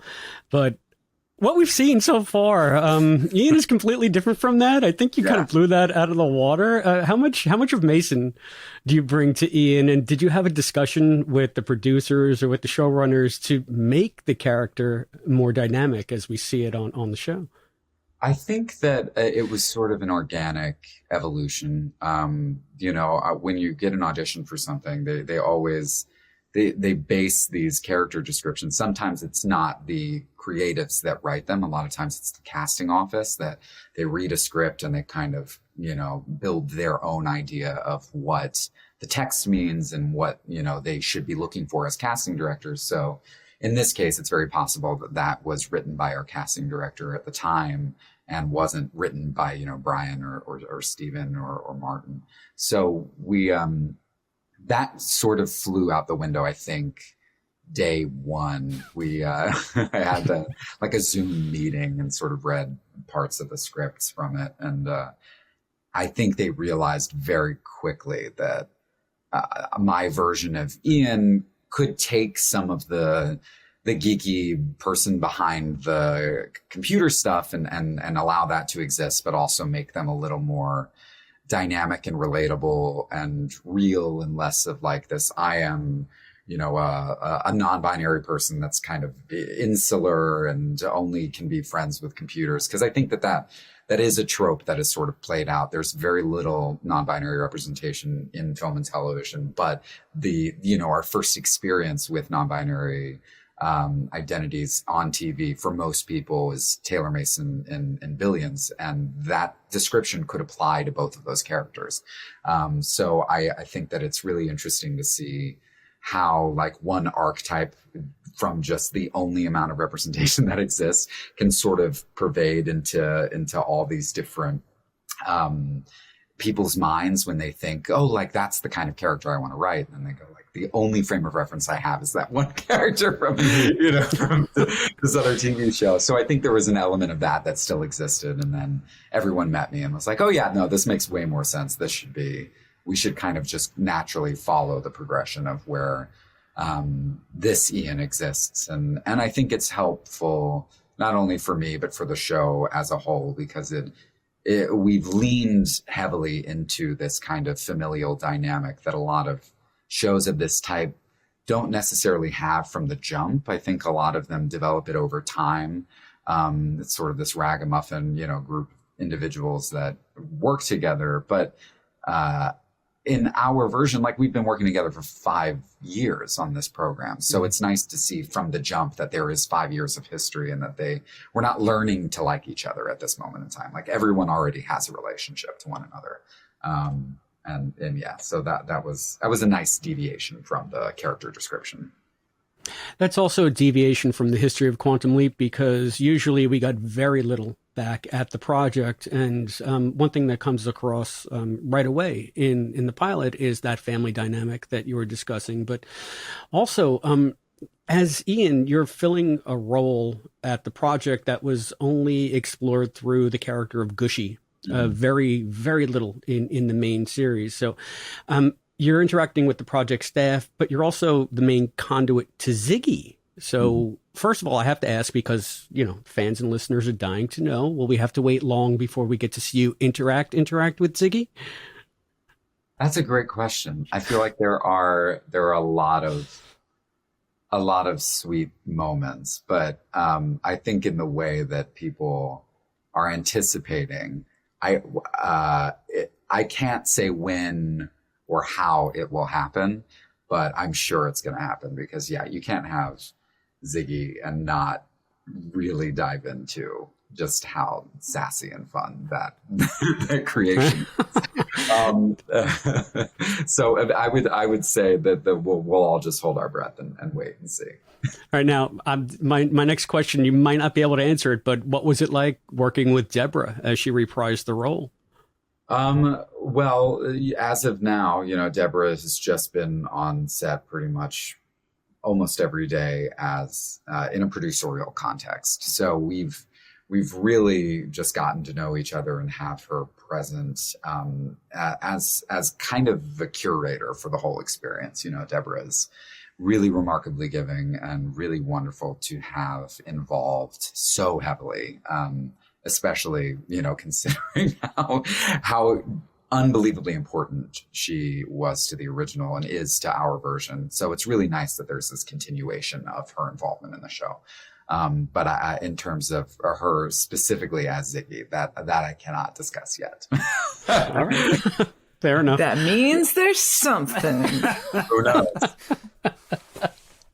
How can we expect to see that dynamic evolve as the series progresses? What other key relationships will help define Ian?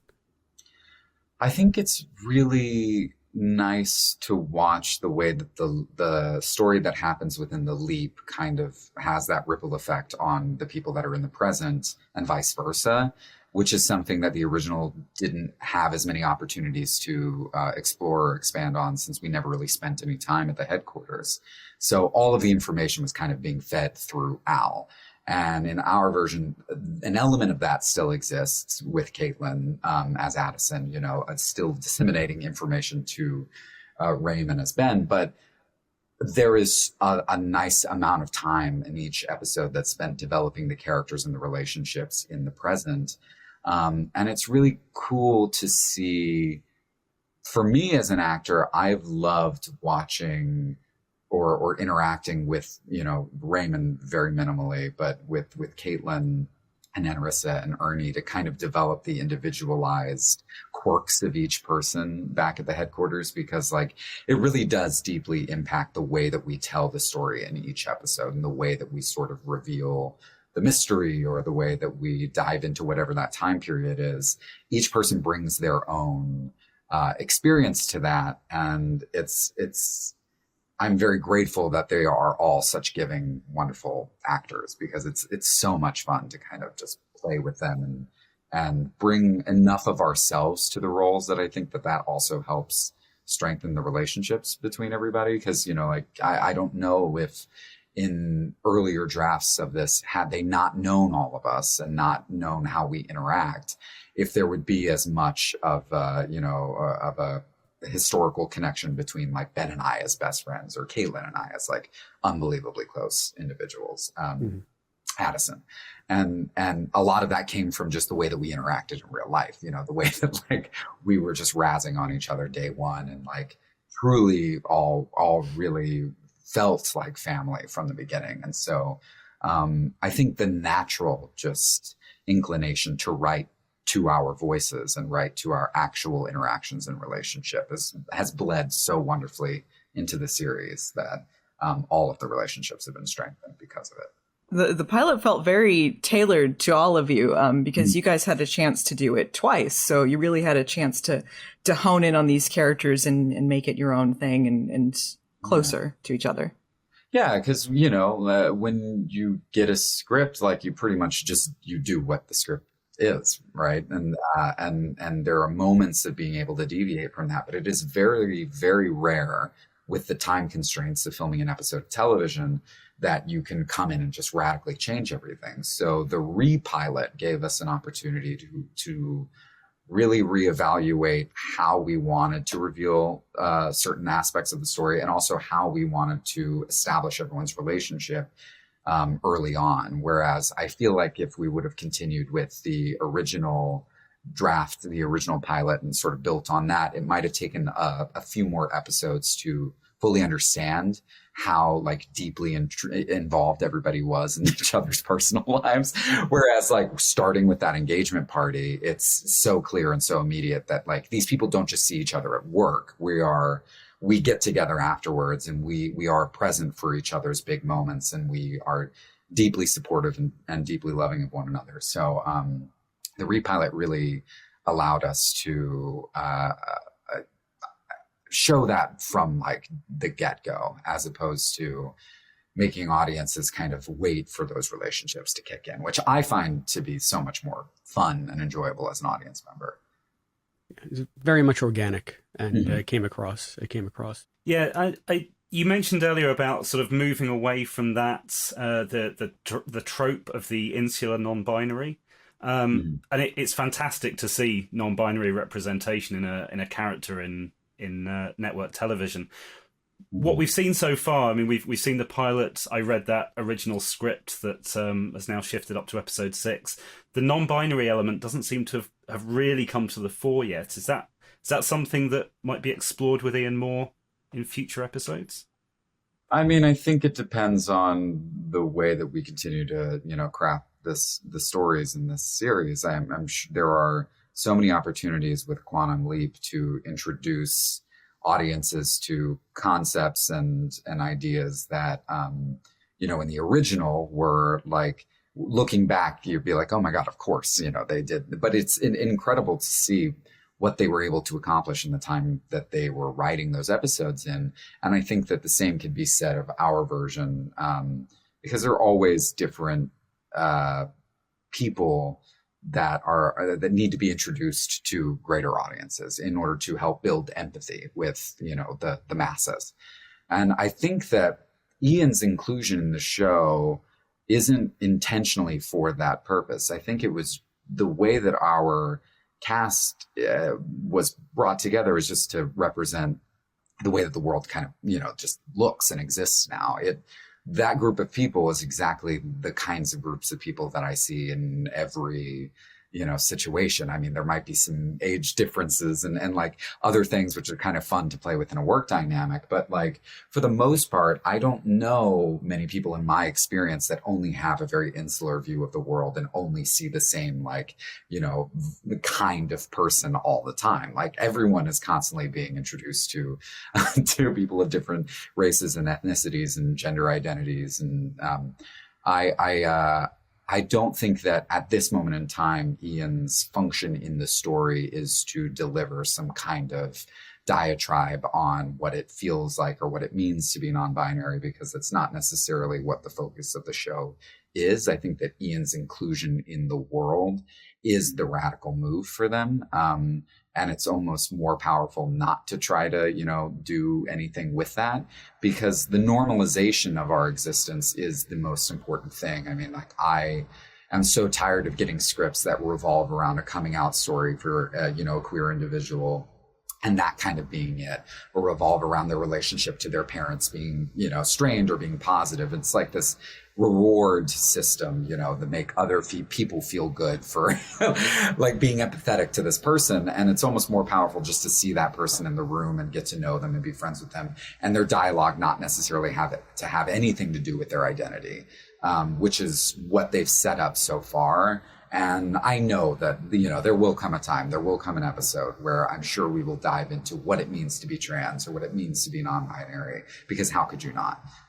But as of now, that is, not coming into play, because we have so much story and so many other things to sort of work through, which is really fun and makes me feel very good about as an actor, because I just feel like an actor for once, as opposed to similar to Sandman. Like, I felt like an actor who got to show up to work and play a part and play a character, instead of having to, go through the bells and whistles of being like, and now we have to, introduce our audience to this concept and make them feel comfortable with this kind of individual. And you're just like, or we could all just show up to work and put on clothes and deliver lines that have to do with the story. And once it has to do with the story, it's going to be wonderful and well worth, the payoff and the wait.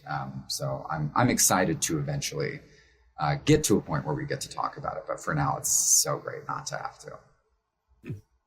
That's terrific. Now, I mean, you had mentioned getting dressed.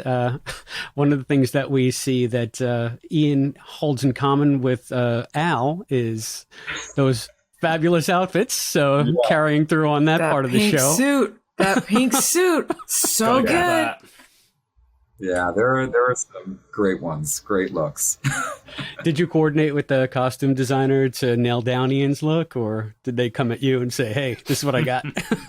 I feel like it's always a blend of both. I'm very hands-on when it comes to costuming. I think that it's one of the most important aspects of character building for, in my process. And so I really like to be able to be there from the start and sort of build the skin of the individual, the exoskeleton, because, so much of clothing is external representation of how an individual sees themselves, or how they want to be seen. So it's always fun to think about, like, what would this person wear? How would that affect their day to day? And what does their closet look like? So we built a closet for Ian where we just tried on hundreds of things and sort of very slowly, tried to figure out what are things that Ian would actually have, what would they wear. And so a mix of it is balancing that with what, a network thinks a late 20s something, programmer might wear. So it's it's always a million cooks in the kitchen and isn't always, the easiest of processes. But between me and the designer, we are having a blast kind of just throwing a bunch of things at the wall and seeing what sticks. But that pink suit is awesome. I think that now we're hitting the stride. I feel like episode, 5 or 6 is right where I'm starting to be like, yep, this is what Ian feel like wears, and before then there are so many fun things, and there will be many after that, are definitely pops beyond what this person might be. It's very Al adjacent, he works some crazy stuff in the best of ways.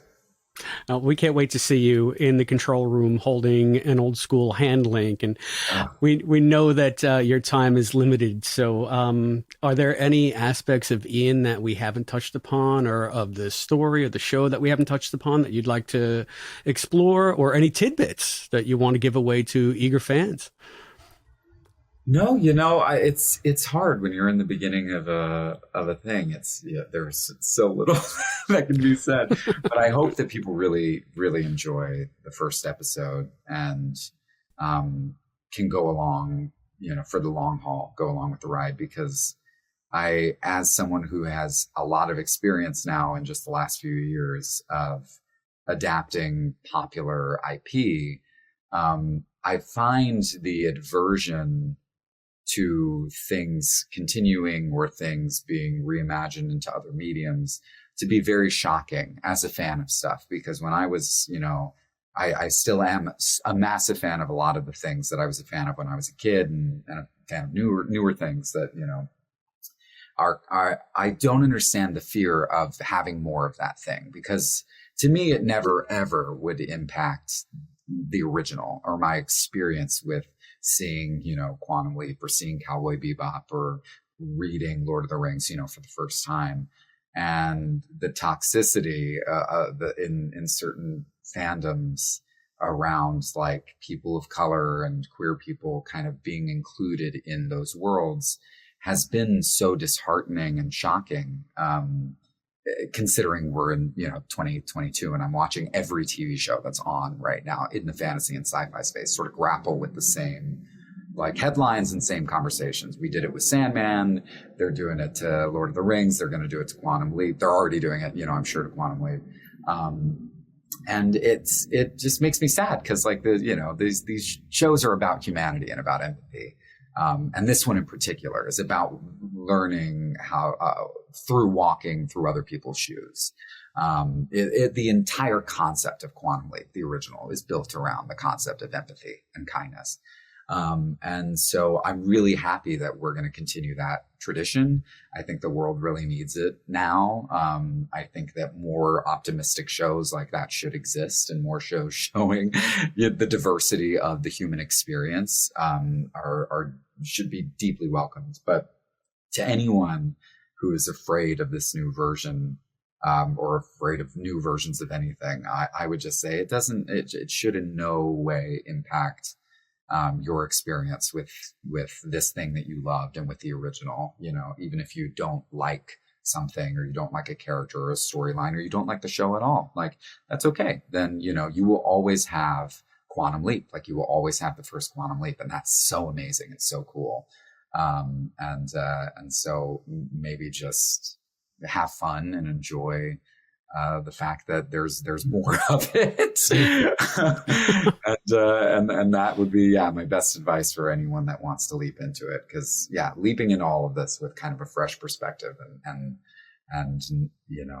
this release of the desire for something to 100% be the thing that you need it to be, I think will be very helpful in everybody's ability to enjoy new adaptations of everything moving forward. Because we should be encouraging more fun and creativity with things that we enjoy, and especially including a more wide, diverse range of voices being involved in those properties. Wonderfully put. Well, thank you so much for being an integral part of carrying on the legacy of the show that we all love. And thank you so much for appearing on our show. Of course. Thank you for having me. I'm very, very excited for y'all to watch more episodes and sort of dive into it all. So thank you. Thank you.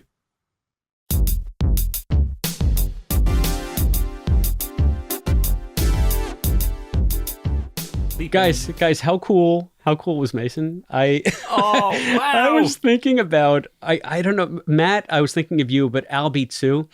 I just love the part at the top of the interview where they were telling us when they were a kid how they would watch the special features of the DVDs behind the scene when they were learning to act. And I thought of you, Matt, and I thought of Albie especially, because Albie always talks about how, that's the first thing he does when he watches. Yeah. So They mentioned specifically like Jurassic Park and wanting to work in effects and stuff. And I was just thinking about, I remember watching behind the scenes Jurassic Park stuff on TV and being fascinated. I remember watching the bit about the Foley work, how they did the egg sounds, and really cool. So that was a really awesome part of the interview.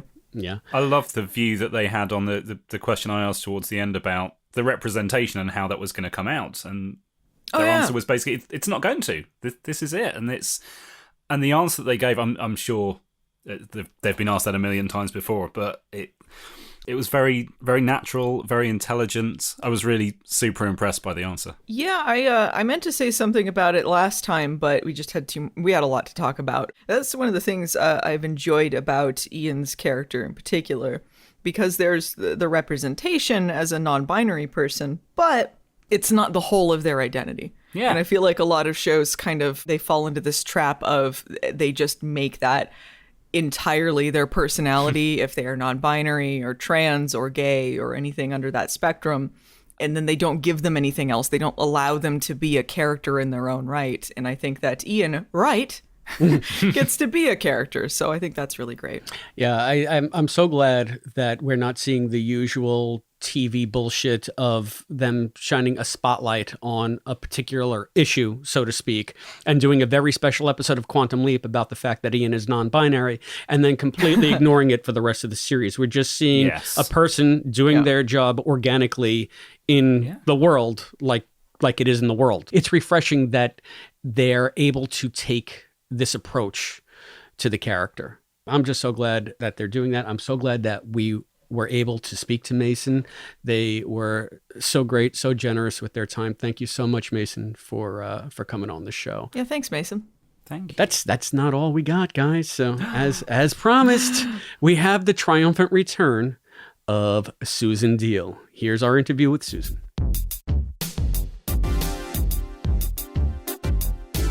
Welcome back to the Quantum Leap podcast, Susan. Thank you so much. Yeah, so it's so surreal to have you back here with us because in my mind, you've been involved with like the most significant moments in Quantum Leap history in the 21st century. When I first spoke to you anyway, you were telling us about we were telling you about the discovery of the lost ending of the original series.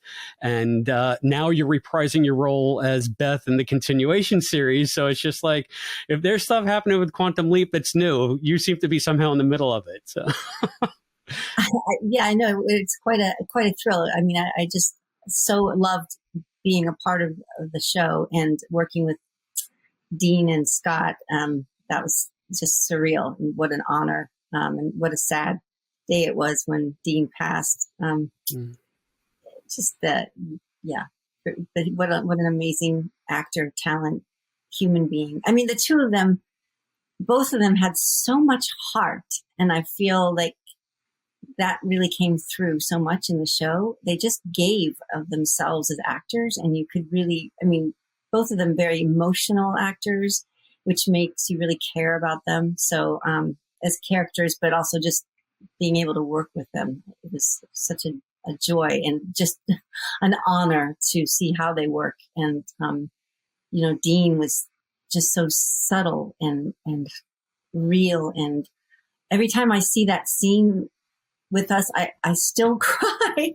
I still do. And it's a very strange thing to be part of that and to still be moved by it. I, of course, have the original Georgia song. That's the one that always gets me. And I'm so, but I have like a clip of it that I'm working on reels and things like that. And I'm just like, I'm going to have to put that on my IMDb because it's just too darn good to not have it on. It's beautiful. Yeah. Absolutely.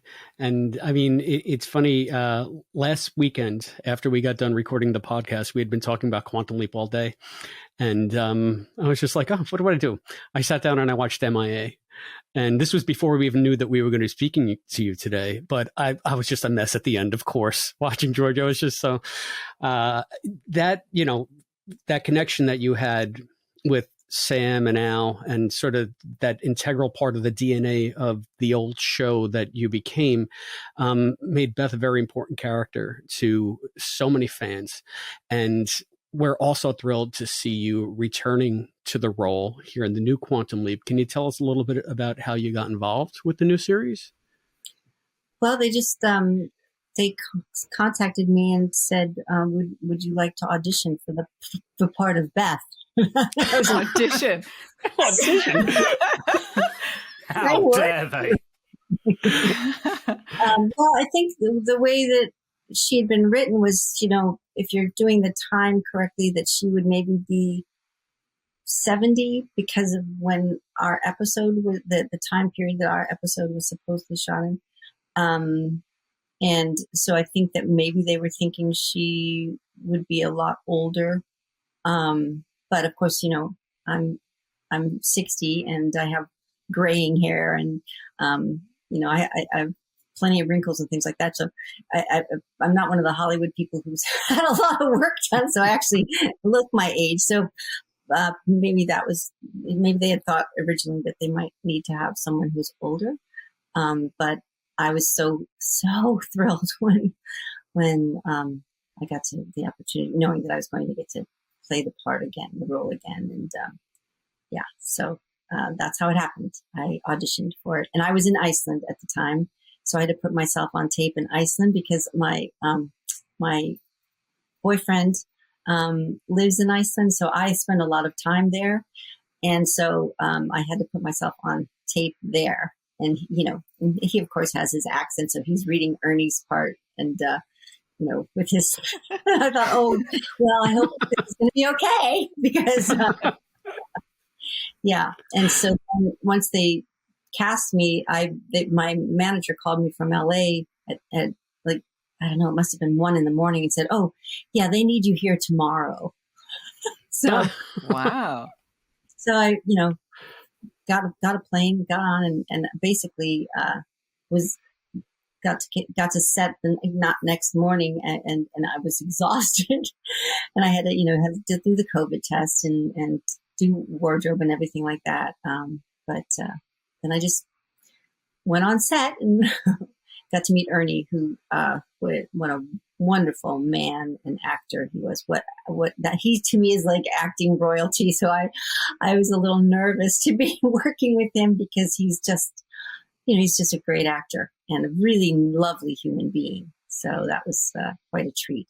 That's awesome. Like, was there any talk about this being a recurring kind of role, or was this just a one and done, or do you know anything about? I did do another episode.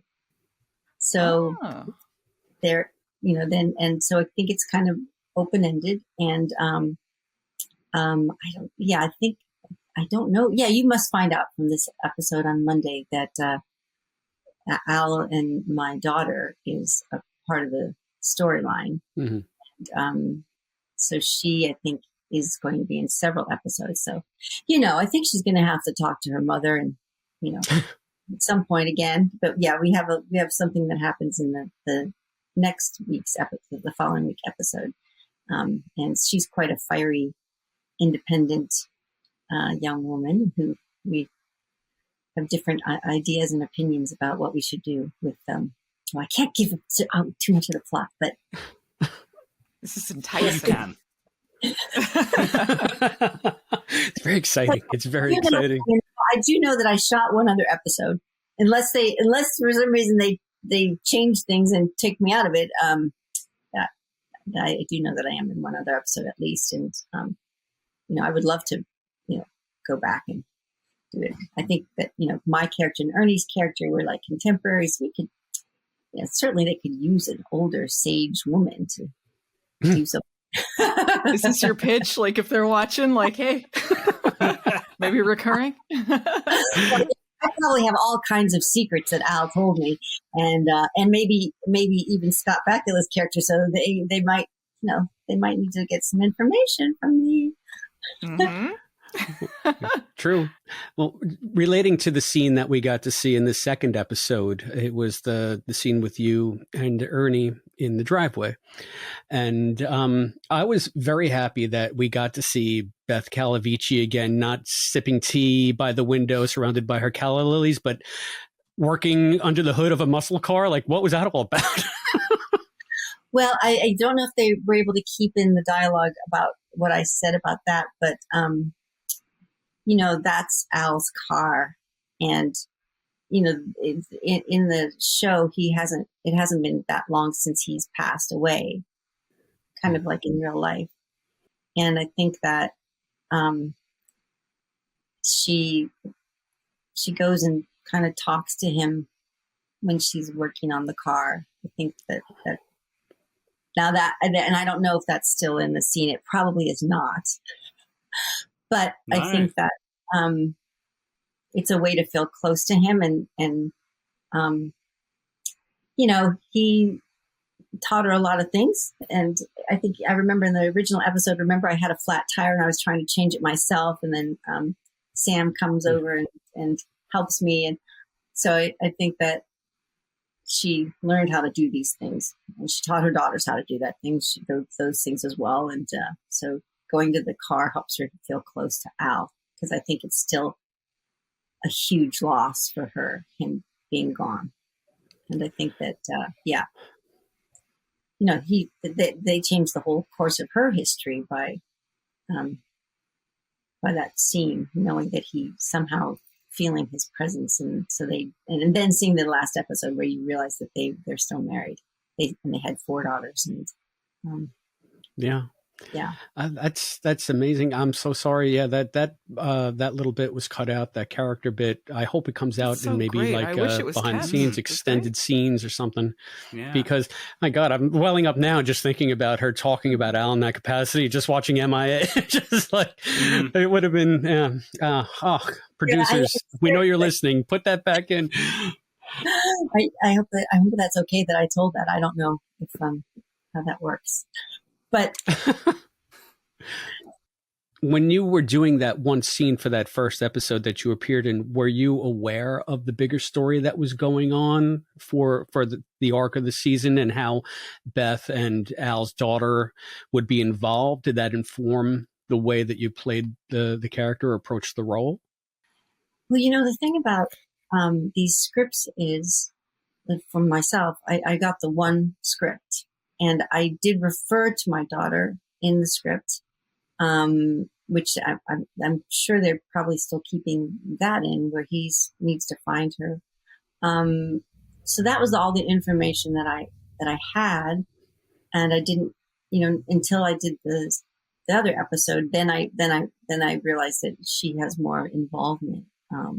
But sometimes as actors, especially guest actors, you just get the script and you're like, oh, okay, this is what's happening now. And you don't really know the whole big picture of how it's going to unfold.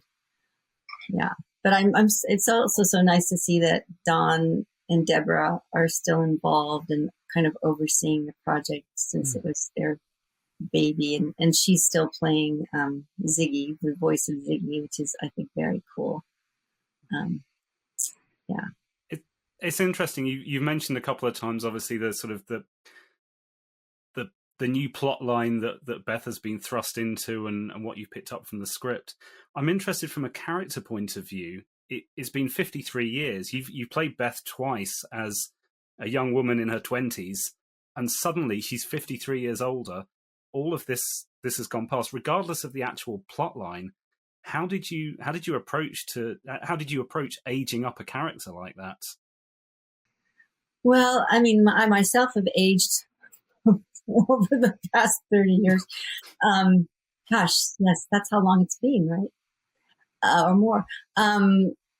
So basically for me, I always go back to the love of Al. And, when you watch the show and you watch him and Sam and all they go through and their rapport. And I think that from watching the show, their relationship. And I, of course, watched and loved the show. So you feel like you know them. And so it wasn't that difficult to just think about he and I having had this whole full life, and that he's, this dynamic, quirky, fiery, wonderful, poetic person, the way that he was.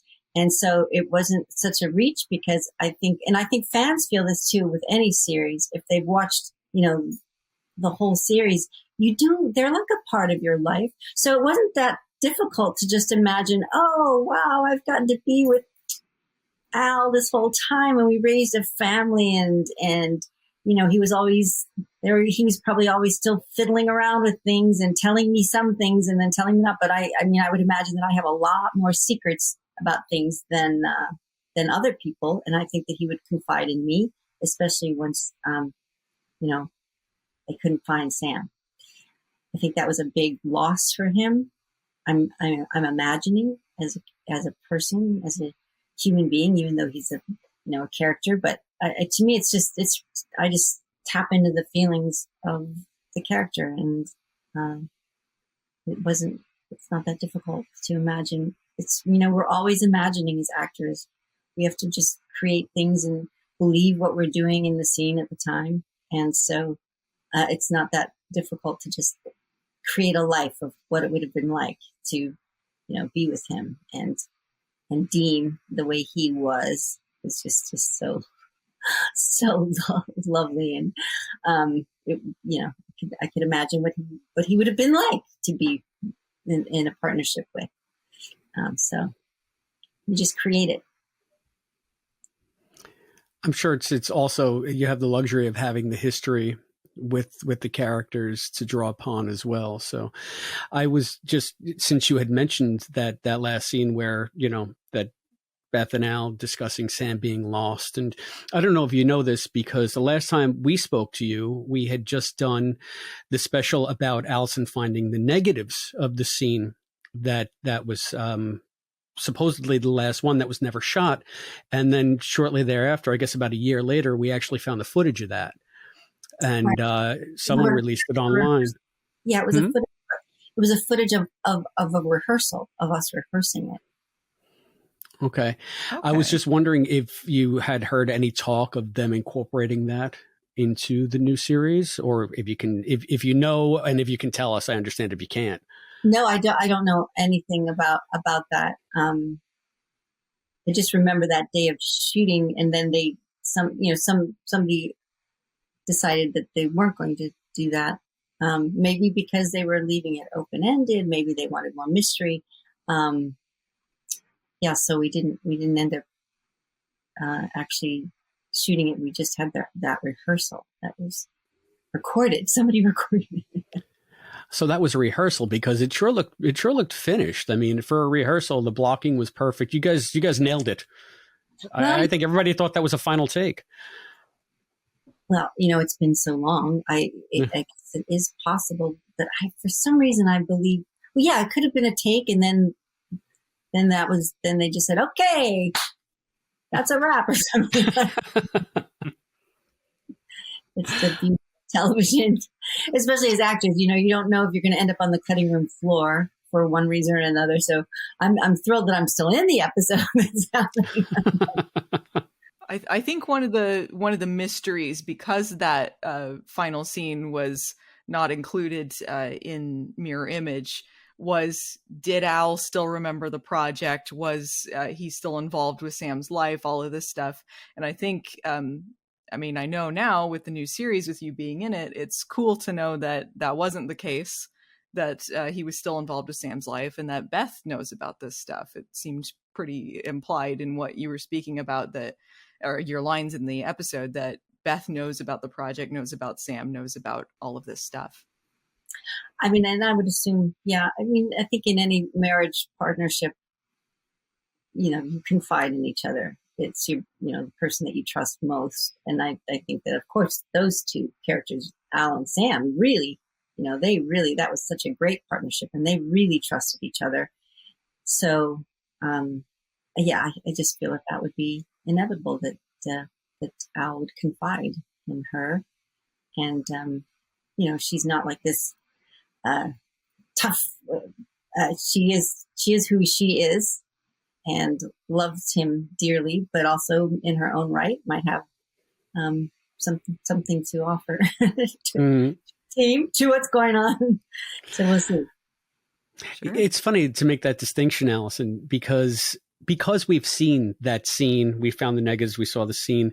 In our minds, Beth was always incorporated into the history after Sam changed Al and Beth's future.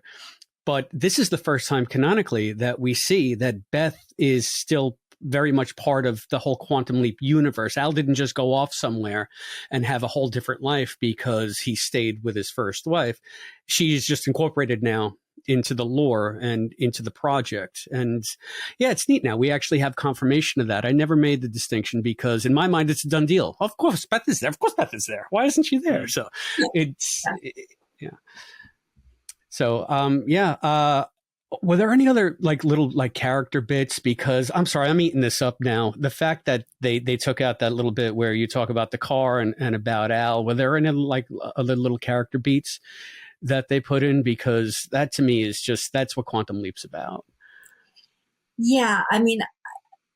no, and I did love that part of the scene, because you're right, that, the heart of those characters, I think that in that scene with the car where she was just talking about that, to me, that's kind of like how this might have been something that Al would have said or done, like, I'm going to talk to my car because whatever. So I felt like that was a really cool little thing.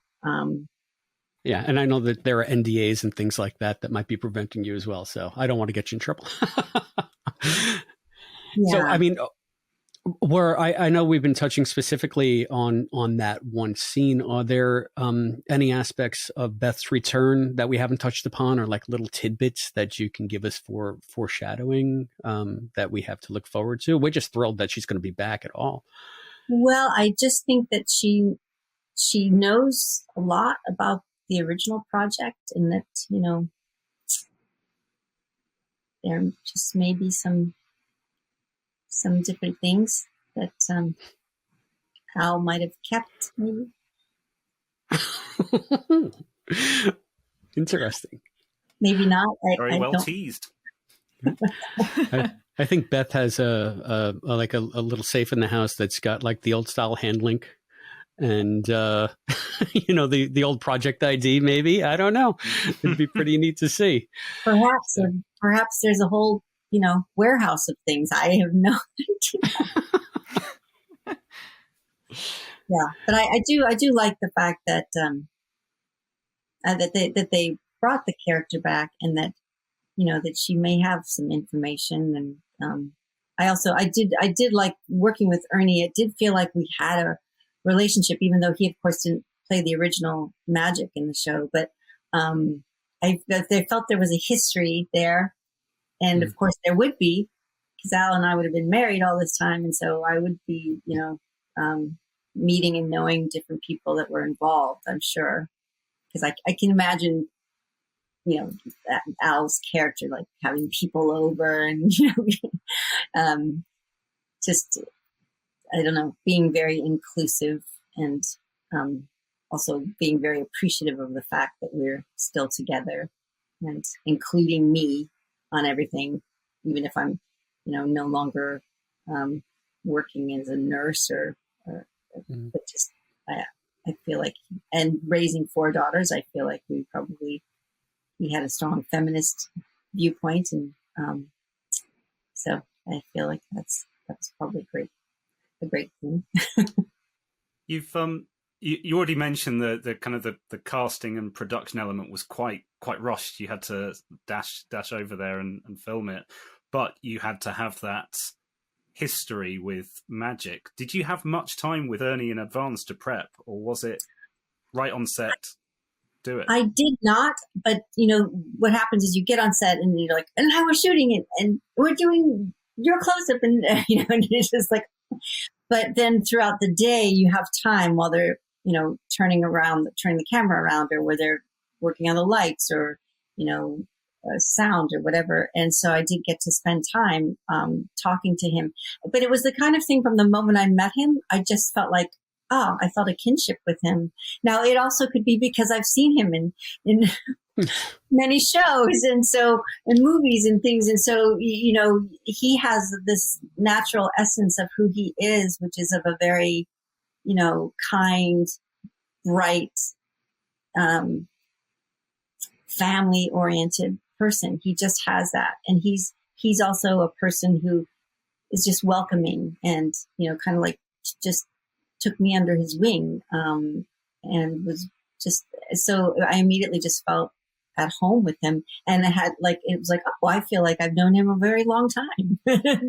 It felt very natural. And, he's a really lovely human being. So that was quite a treat to get to work with him and have him be the person that I'm acting with on that first day of shooting.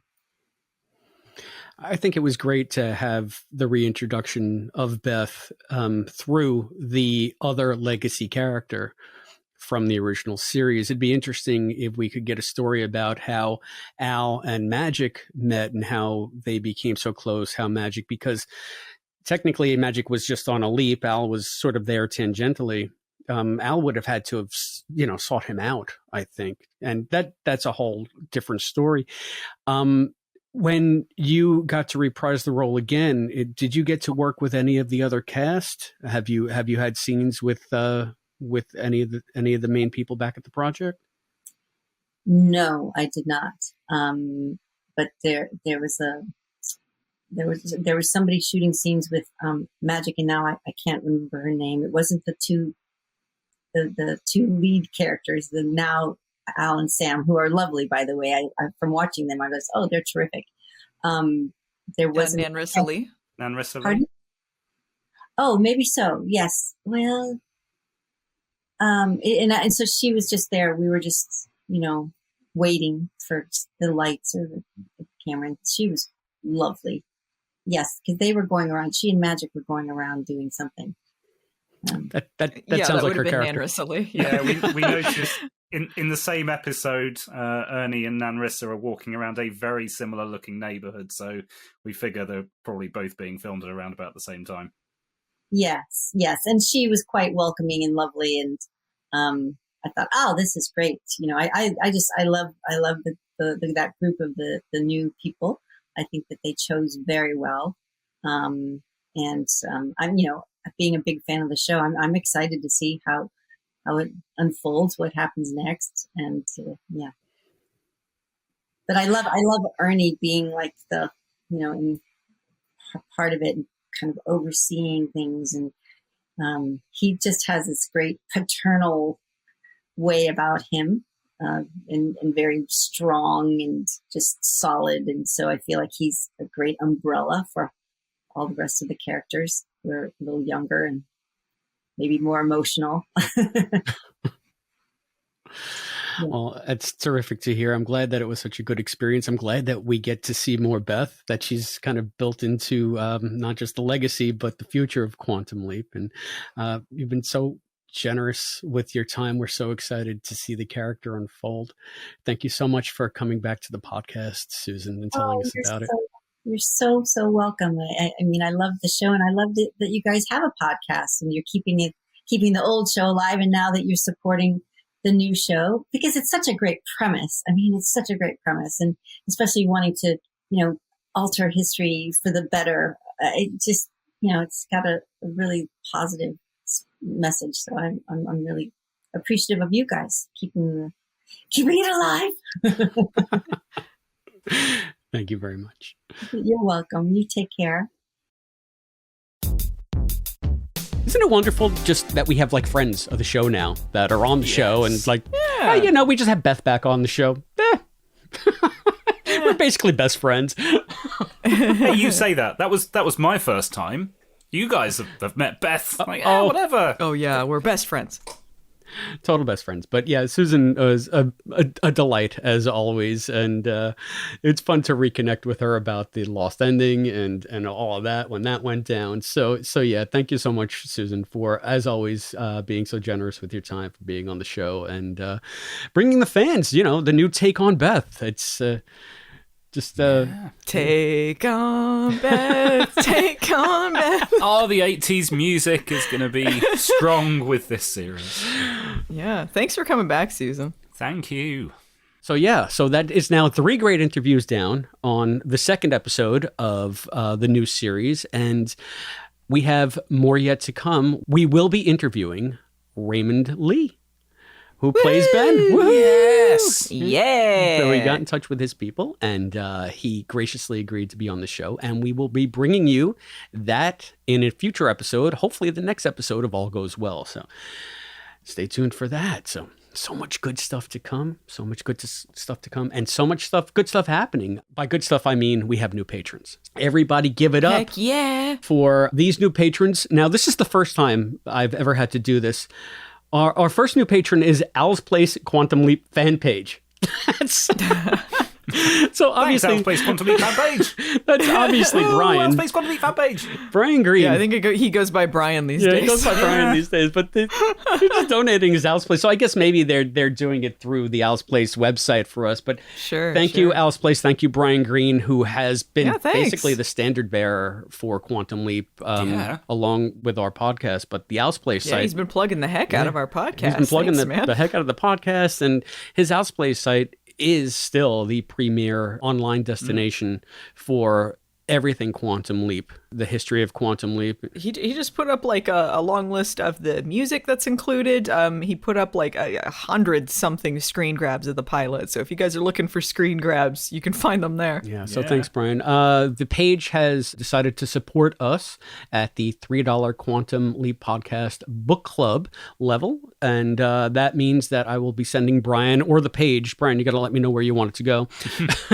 The bookmark that comes with being a $3 supporter. It is a Quantum Leap Podcast bookmark with all of the novels listed on the back. We will eventually be getting back to our novel reviews when the show goes on hiatus. So everybody, if you want that nifty bookmark, you can support us on Patreon at the $3 level. But Brian isn't the only one that has come into the fold. We also have a new $20 producer supporter. His name is Mike Covert. So Mike, thank you very much for coming in swinging big, swinging heavy. As a producer, you will get your name in the credits of each show, so listen for that. As well, you will get an Oh Boy interview by me, access to all of our bonus content. I think we have something like 25 hours and growing of bonus content available. And you'll also get your bookmark, and here's your shout out on the show. So thank you so much, Mike, for coming in and supporting us in such a big way. I know that you might be new to the podcast. I'm glad that you're enjoying it. And we're just happy to welcome everybody on board. Thank you to all of our new and ongoing patrons. We couldn't do it without you. Thanks, guys. Yeah, thank you. Yay! So, I mean, this is where we usually do feedback, and we've gotten sort of a bunch of feedback.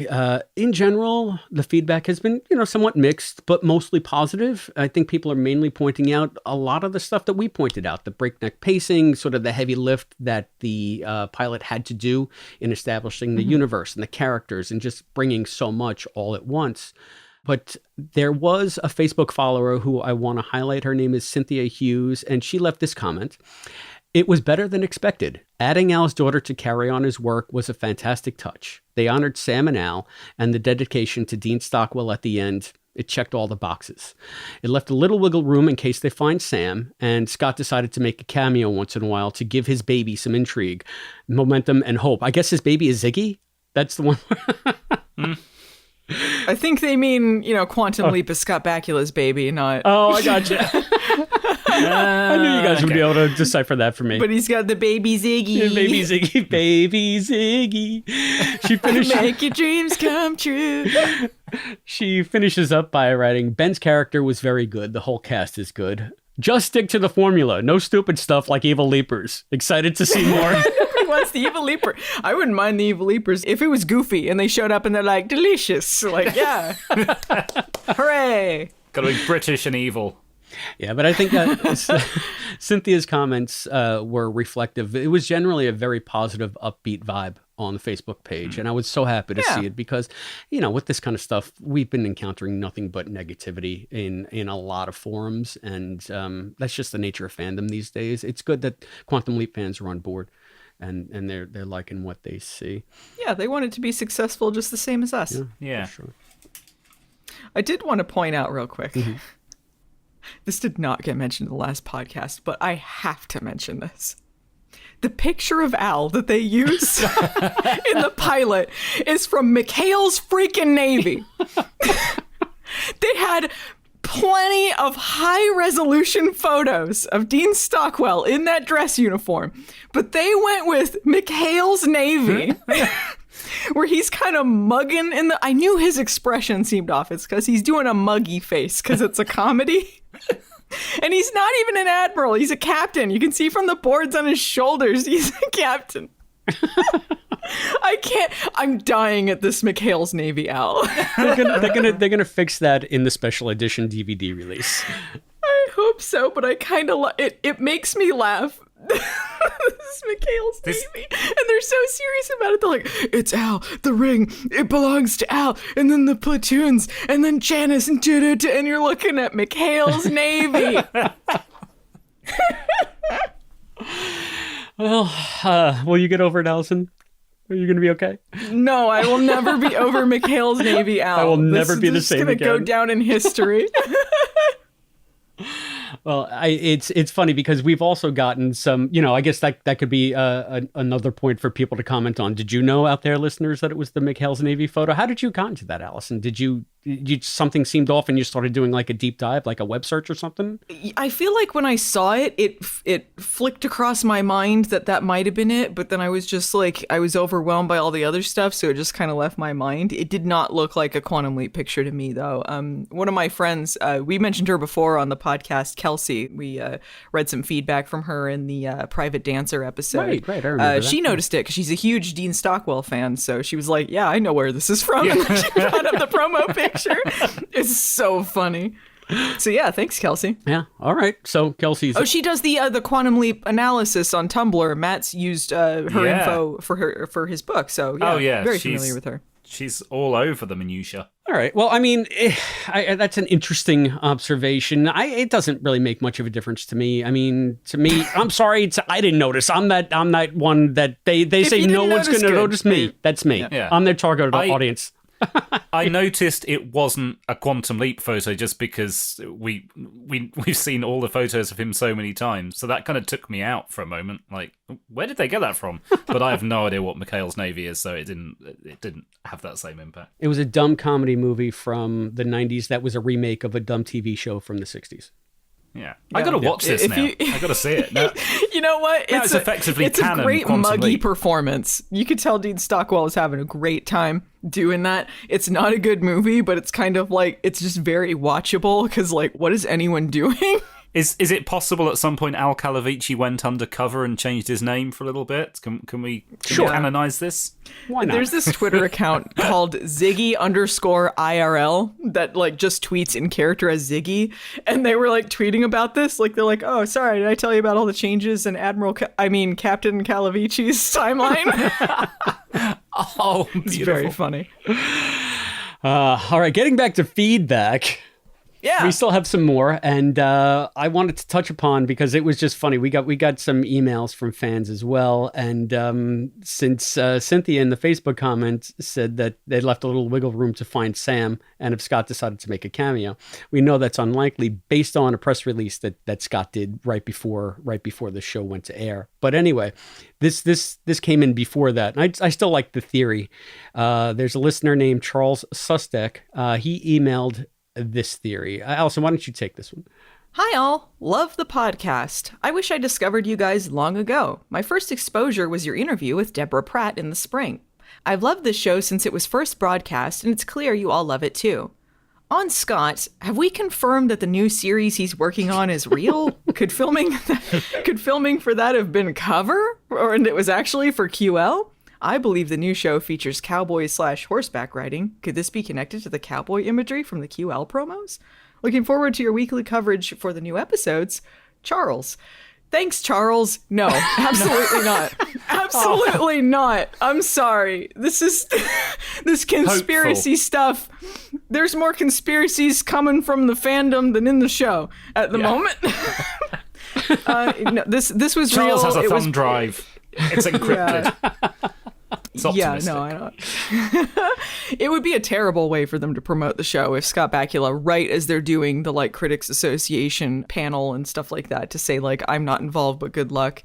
I think that it would be a bad way to promote it. No, we know that the show that he was doing was real and they passed on it. I think we've been seeing pictures of them filming the cowboy episode currently, so it would be super early for them to be filming anything if he was doing something for that. Yeah, and as I said, in Charles's defense, this letter came into our inbox before all of this went down, before we got that announcement. So I just thought it was an interesting theory. So Yeah, Yeah, No, Charles, this is not me trying to make fun of you. I think like there's just like everyone has like their own little theory about what's going on. I still think it's a ruse. I still think we're going to see Sam. I don't know why. Just call me optimistic. I'm a cockeyed optimist. I just really think they're playing a long game here. So that's why I included this, because I just want to get at this. I don't think I've written Scott off yet. I think we're going to see him. I think we'll see him. Yeah. But when Scott changes his mind. Yeah, I don't think there's any ruse going on, or that he's going to suddenly appear in an episode after saying he's not going to. I think eventually he will, if this show keeps going. You know, like if they continue to a full season and a second season, I feel like he might come around. We know from what he said he was meant to be in the pilot. He was obviously not in the pilot. So I don't think there's like some secret thing going on there. And I don't think it's a very good way to advertise the show if it was supposed to be like, I'm not in it and I'm not involved in any capacity, but best of luck to you. I think like that would be just a bad idea. No. If it comes to it, just deep fake him. You know, we had that deep fake him. We had that ending of one of the seasons of Mandalorian. I don't know, I haven't been following it that much, where Mark Hamill, in inverted commas, suddenly showed up, and it obviously wasn't Mark Hamill, just some dude with deep fake. We're gonna get like a CG Sam shows up. And he's just like, hey, what's up? Some guy that's about the same size and as Scott Bakula was in 1993 just stood there and with dots on his face, and they'll work over that. All right. We probably don't have Star Wars budget here, though. That's the only thing. No, the Joe Montana deepfake is about the level they got. I don't think there's any bad blood going on. I think like Scott Bakula has his own reasons for saying no, whatever they are, but I don't think there's any like bad blood going on. I think like the possibility is still open. Deborah Pratt certainly alluded to in the interview that we did that she wanted him to do some movies or something, and at that point they had already filmed the Vancouver pilot, so she had to have known that he'd turned down the show at that point. So it's possible they're still working on some things. It's just he didn't want to be involved currently with what they're doing. Mm-hmm. Yeah. All right. I mean, that's fair. That's fair. I'm still holding out hope. So I'm sure that I'm not alone in that. And thank you, Charles, for sending that email. I know it's a little outdated, but it was fun. So, well, thank you, Charles, for responding. Thank you also to Cynthia for responding. If you out there would like to be like Charles or like Cynthia and send us your thoughts, there are many ways that you can contact us here at the Quantum Leap Podcast. You can drop us a line at P.O. Box 542, Bayport, New York, 11705. You can reach us by phone at 707-847-6682. You can email us at quantumleappodcast@gmail.com. You can also follow us on Facebook at facebook.com/Quantum Leap Podcast. You can follow us on Twitter and Instagram at Quantum Leap Pod. And you can also find us on YouTube at youtube.com/The Quantum Leap Podcast. I just want to go back to Instagram for a second. I did a shot of Caitlin holding the new hand link. That Raymond's, and I posted it on ours. That Raymond posted it, then I took it and I posted it on ours, and I put a little bit of text on it and stuff. And Caitlin retweeted it, so we're basically best friends with Caitlin too. Yay, Caitlin! So nice. Or she shared it in her story, not retweeted. It's Instagram, right? So. Yeah, shared it in her story, and she said anytime. Anytime. So we were like, thanks for being on the podcast, and she's like, anytime. So yeah. Yeah, it's like, so cool. She's so nice. Squeeze, yeah, I feel it. Can we have her back every week then? Absolutely. The Caitlin after show? Exactly. Yes. She, by the way, speaking of after shows, the after show is going to continue going on YouTube with Albie and a special guest every week. Do we know who's going on with him for Atlantis? I believe it's Brian Green. The Brian Green. Heck yeah. Yeah. And is Hayden? Awesome. Hayden might so be on this one check too. That out. Yeah, I think Hayden might be on this one. So in addition to that, you'll see the video interviews with Mason, the video interview with Susan. And in addition to those, you will also see an exclusive interview with Jose Zuniga, who played Commander Reynolds in the episode. And that interview was conducted by a certain Matt Dale, I believe. And he was such a cool guy, had a ton of stories, spoke at length about the production of the episode. It's a really interesting interview. Can't wait to listen. To talk to him. Yeah. It's going to be great to watch. So go on over there when you're done listening here. You can find the link to the YouTube channel in our show notes. Click right through and watch all the great stuff that Albie's doing over there with Brian this week. And these interviews are terrific. I saw some of the Mason interview, the way they cut it together. Great stuff. Great stuff. So speaking of great stuff, I think we have some great stuff coming up. What's our next episode, man? It's episode 3. Episode 3. We're moving along fast now. Someone up there likes Ben.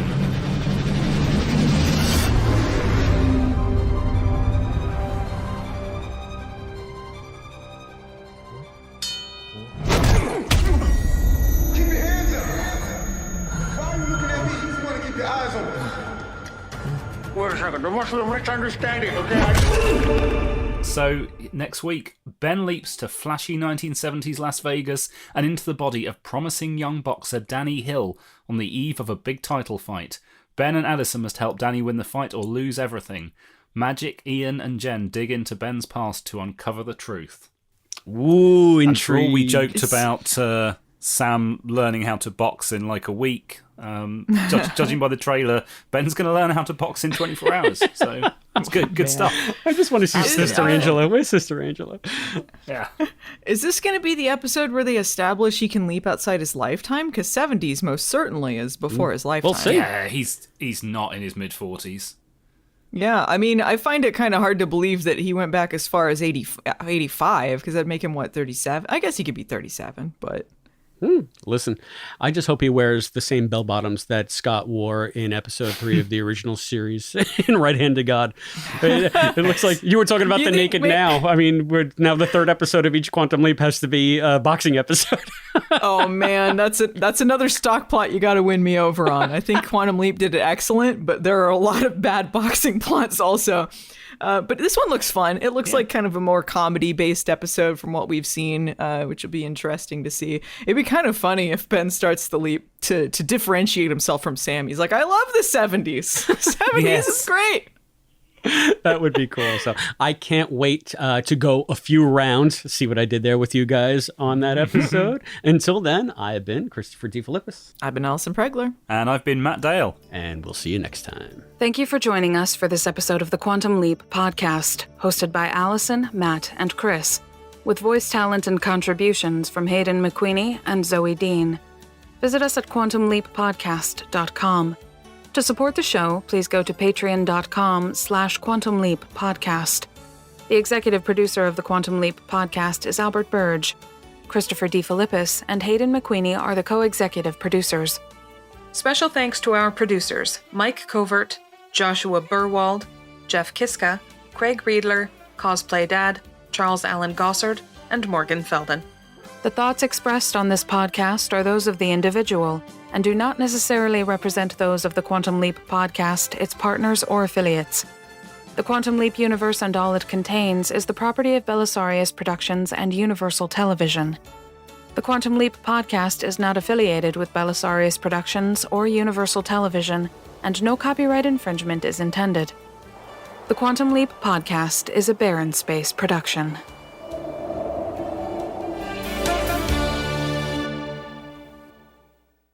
Hi, Albie. Hi, Albie. Hi, editing Albie. Make sure to put all the embarrassing stuff we say about burping on Mike at the very end. I was kind of burping again. Oh, not again. I just drink soda before this to wake myself up, so it's just burp city. Gotcha. Fair enough, I'll do some farts. Some good British farts. And here, the blooper reel is going to become redundant after a while. Yeah. They're going to be like, why are there blooper reels always about burping and farting? Is this what this podcast is? Matt, I've always thought of you as a British fart, so. Thank you, Christopher. You walked into that one. Is it like, is a British fart kind of, an American fart's like, and then a British fart's like, funnily enough, that actually better describes the difference between my farts and Sharon's farts.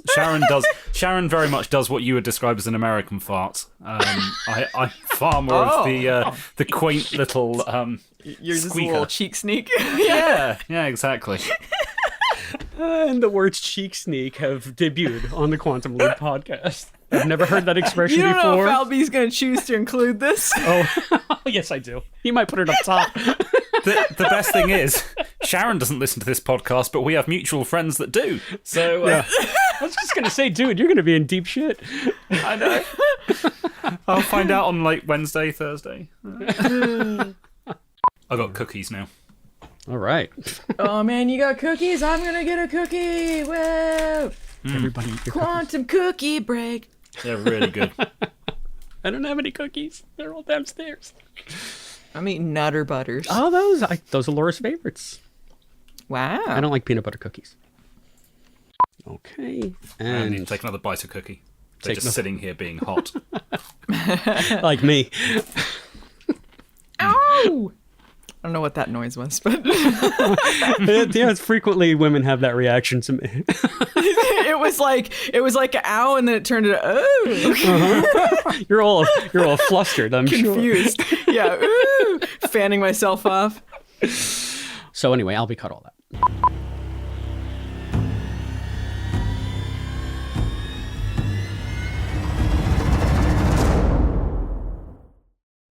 All right, now I'm eating cookies.